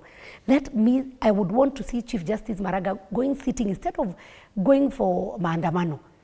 Explain to the young people, this is what the law says, and this is what you should do. This is how you can take, you can take your grievances. This is how we can be able to address matter. Instead of going to incite them more, let him share the knowledge he has. He's already on a package that is as a former Chief Justice. Could we have his expertise seen more helping and educating these young people? Finally, I would tell young people, stop being used. You have the power. You stand on your own feet. And do not allow anyone, because as my colleague here also said, when they go to jail, I even see people who are going just to be seen in the courts that they have gone to represent them, but they are doing it for the camera. And after that, they leave these young people in jail with nobody even paying for their bonds. This, what I was saying, I saw it last night, and I thought it's written by somebody called Charles Wahongo Owino, who said, and allow me to read, the collapse of police is not a victory for the people. I don't know who this person is. I just saw it and I said... The former police spokesperson. Then he said, this is the beginning of nightmare dressed in false freedom. Let's not be fooled when the last whistle stops blowing and the sirens go silent. It is not peace that arrives, it is chaos that marches in. Look at Tahiti. Once the police crumbled, gangs became the government, bullets became the law, the fear became the national anthem. Shops didn't just close. They were looted. Streets didn't just empty, they became battlegrounds. When law enforcement disappears, lawlessness isn't shy. It fills the vacuum like a flood into a cracked dam. You may have issues with how the officers behave, and rightly so. Criticism, reform, accountability are vital. But destruction is not the same as progress. When the police fall, there is no refund policy, no reset button, no oops. There is only an open door to something far worse than bad policing, no policing at all. Don't clap at the cracking of the foundation that holds back the wildness of the world. Because when you tear down the fence, you're not just letting yourself out, you are letting the wolves in. Rejoice not at the fall of the shield, for the sword is always ready to take over the vacuum. Think about it. All right. Thank you. Thank you. Bonagakuya, wrap it up for us. What I will wrap it out is that all of us belongs to one mother nation, Kenya. And governments are being elected by people because the sovereign is the people. And all peoples cannot have alone to represent themselves in those elective positions. And therefore, that's why they do move to an election to choose. And once you are people's chosen, you must be people's listener.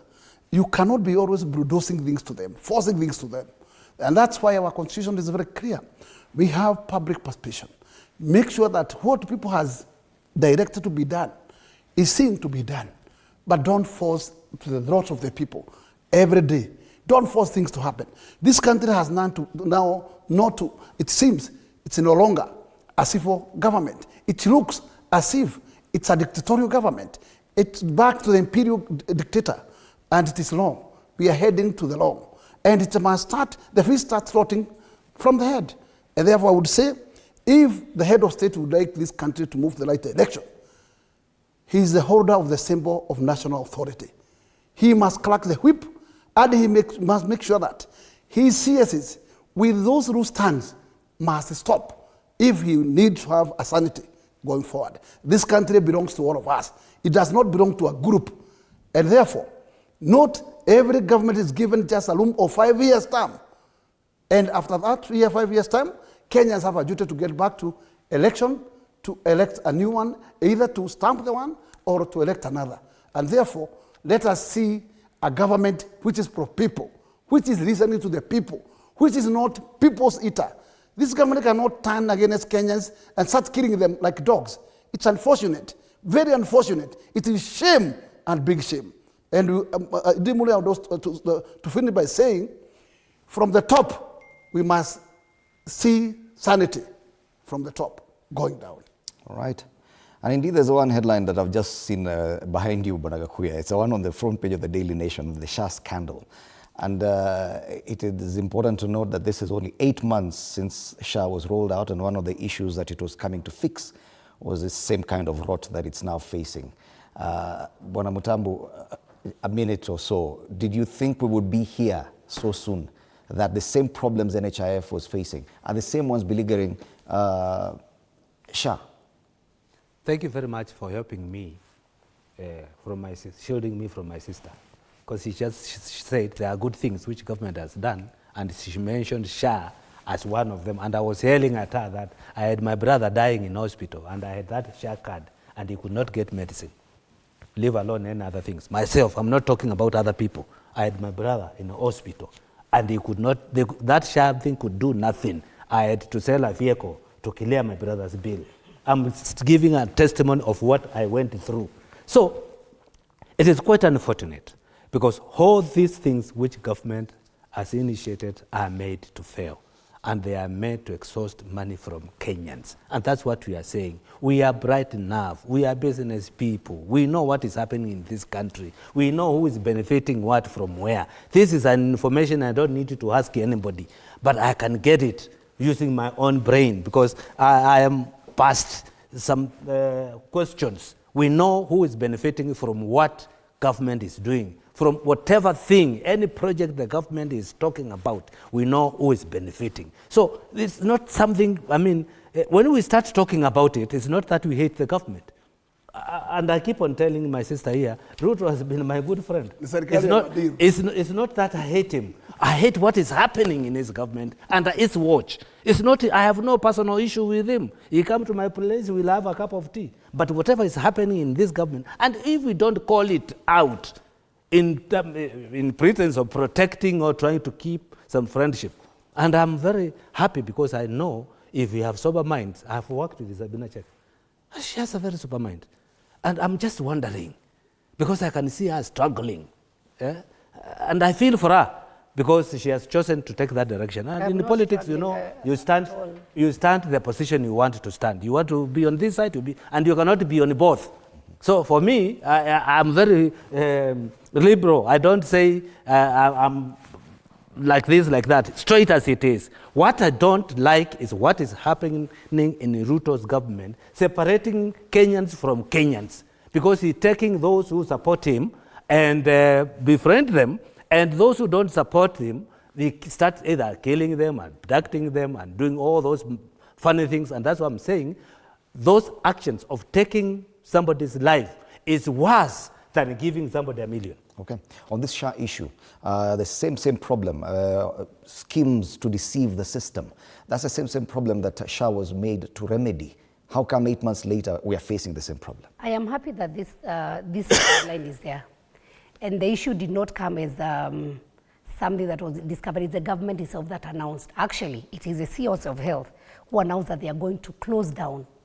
Were they 31 hospitals? 31 hospitals, yes. They are going to close down. Why? The same thing that the president said, and I just want to tell my colleague, you know, I even had him fighting the empowerment program. What program that the government is doing or Kindiki is doing, he can only do much. What you're able to do, go back to your constituencies and also help them. And if you want to know that that empowerment program works, I did something similar back 2022. And last week when I went back to a place called Kanyanyine, there is a border circle that I gave one border, and they were saving 1,000 per month. And last time I went with them, they had raised some money. They were buying a matatu. They had 1.2. They only wanted 200,000, and they said the border you gave us, we employed somebody, and now we are buying a matatu. They have grown. So some of these things might seem very little to you. 100,000, 150,000 to you, to a group might seem small because you have a lot of money, you are a rich man, and I know that. But to some people in the villages, it really means a lot. Let me go back to SHA. The same thing that hospitals used to do. They used to steal money, and I think you heard even Duale saying, an institution has 10-bed capacity, they are claiming this amount. And there was also the issue of them sending the messages. The beauty of SHA now is that if you send a message or you use my number, before the NHIF was using an ID, but right now if you have to claim money, it has to come to my phone. And so I have to approve that short code. And that is what they have been used. And that is why it is just within a short time that they have caught up with the hospitals. So I'm hoping these ones, when they are closed or when action is taken, this is going to be the end of the abuse of this money that the hospital used to do. And that's why SHA had a lot of fights, because people wanted the status quo. And they didn't want this system that they could have been discovered very fast. It has been a problem for many years, but right now, within the 8 months, they have already discovered who is defrauding. And my friend, I am sorry about your brother, but I can tell you, many families have been paid for, including families that I know, including my own father. And not because I am known or anything. SHA is working, let people register. We are, a lot, Gakuya will tell you about the money that we are paying. From 1,700 to around 30,000, that is what we are paying. And Isn't it more money we are for paying more more looters money. now? How many percentage of Kenyans have formal employment? It's more money for those people who have a pay slip. But for the people who have nothing, who are down there, if they are able to access. And number two, the issues of medication. We also cannot take the blame away from the governor, from level 1, 2, 3, and 4, and 5. Those are county government. But what SHA is also doing, depending with the number of people who have registered in a certain hospital, then they're able to find out the kind of the disease preference, and they're able now to start helping the counties even have more medication. Okay. So it's a good thing. Let's not just fight it. Okay. And we know we can only improve. For me, if me and my Honorable Gakuya and my colleagues, we are not called for a harambe, and we can be able to have our people access to health, I would even wish to contribute more, or even ask how we can be able to make it work instead of clapping that it's not working. Bwana Gakuya, for this to be discovered and for these hospitals to lose their licenses, it means that there has been some theft already. It means that there are serious loopholes. Yes, the government may have discovered it within 8 months, but the theft may have already happened. My position in Dimoli is that there was no need of making a rush to move from NHIF to SHA. It's of no difference. What we ought to have done is to retain NHIF, upgrade it, and make sure that what was not within its mandate is being entrenched to it. But making a migration from NHIF to SHA and still getting the same little service that we, today, I have lost one of my staff with a bill of close to 1.7 million in Kenyatta private wing. But this SHA is only paying 10%. Then we wonder, is this deal an insurance that you think that is covering? Because I thought that SHA is something that, in fact, in case of such a scenario, it can be able to pay you a bill, if not full, a half bill. But if it's just 10%, this is just a peanut, and this is a big joke. I can tell you, you better, but I don't know what to say about it. But this is a peanut. I think, what do you want to do with a person who relies in this particular cover and thinks that this cover can be able to cover him for in and out? And probably in a scenario of losing life like this, that the bills can be cleared by the same cover. It's a big joke, my good friend. Let me just appeal to Honorable, my colleague here, Akuya. So tomorrow, please come to Parliament. I have a motion. And my motion is that I want all of us, especially the public servants, the people who are paid for insurance by the government, to start using public facilities. So if I want to go to a private facility, I can pay for myself. But for the cover that the government is doing, let us start using Kenyatta National Hospital, Kenyatta Referral, we go to public facilities, so that this money that we are getting, taxpayers' money, that we have 10 million insurance, that money goes back to Kenyatta. Kenyatta will have medicine, Kenyatta will have the facilities, and we'll be able to empower our public institutions.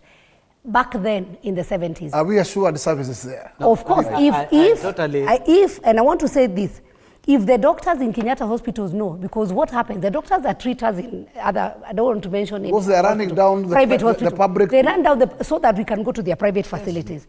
And initially, and I want to go back to those 70s. Who is even failing? the president of the Republic of Kenya then used to go to hospital at Kenyatta National Hospital. Shah was supposed to answer that. If they know, what I'm saying is that we are putting the money together.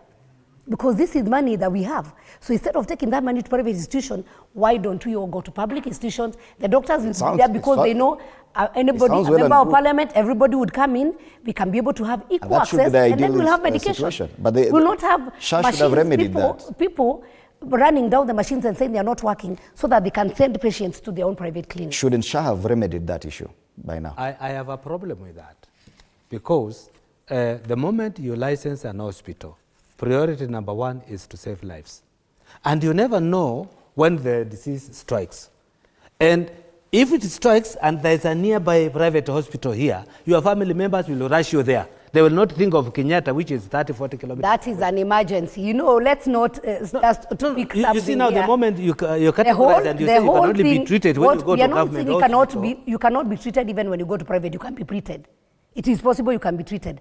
But the first stop, let us use the public money to the public institutions so that we make sure there is medication, the doctors are there. We can even be able to now employ enough nurses, enough doctors. Then we are killing the same industry you are saying we are creating.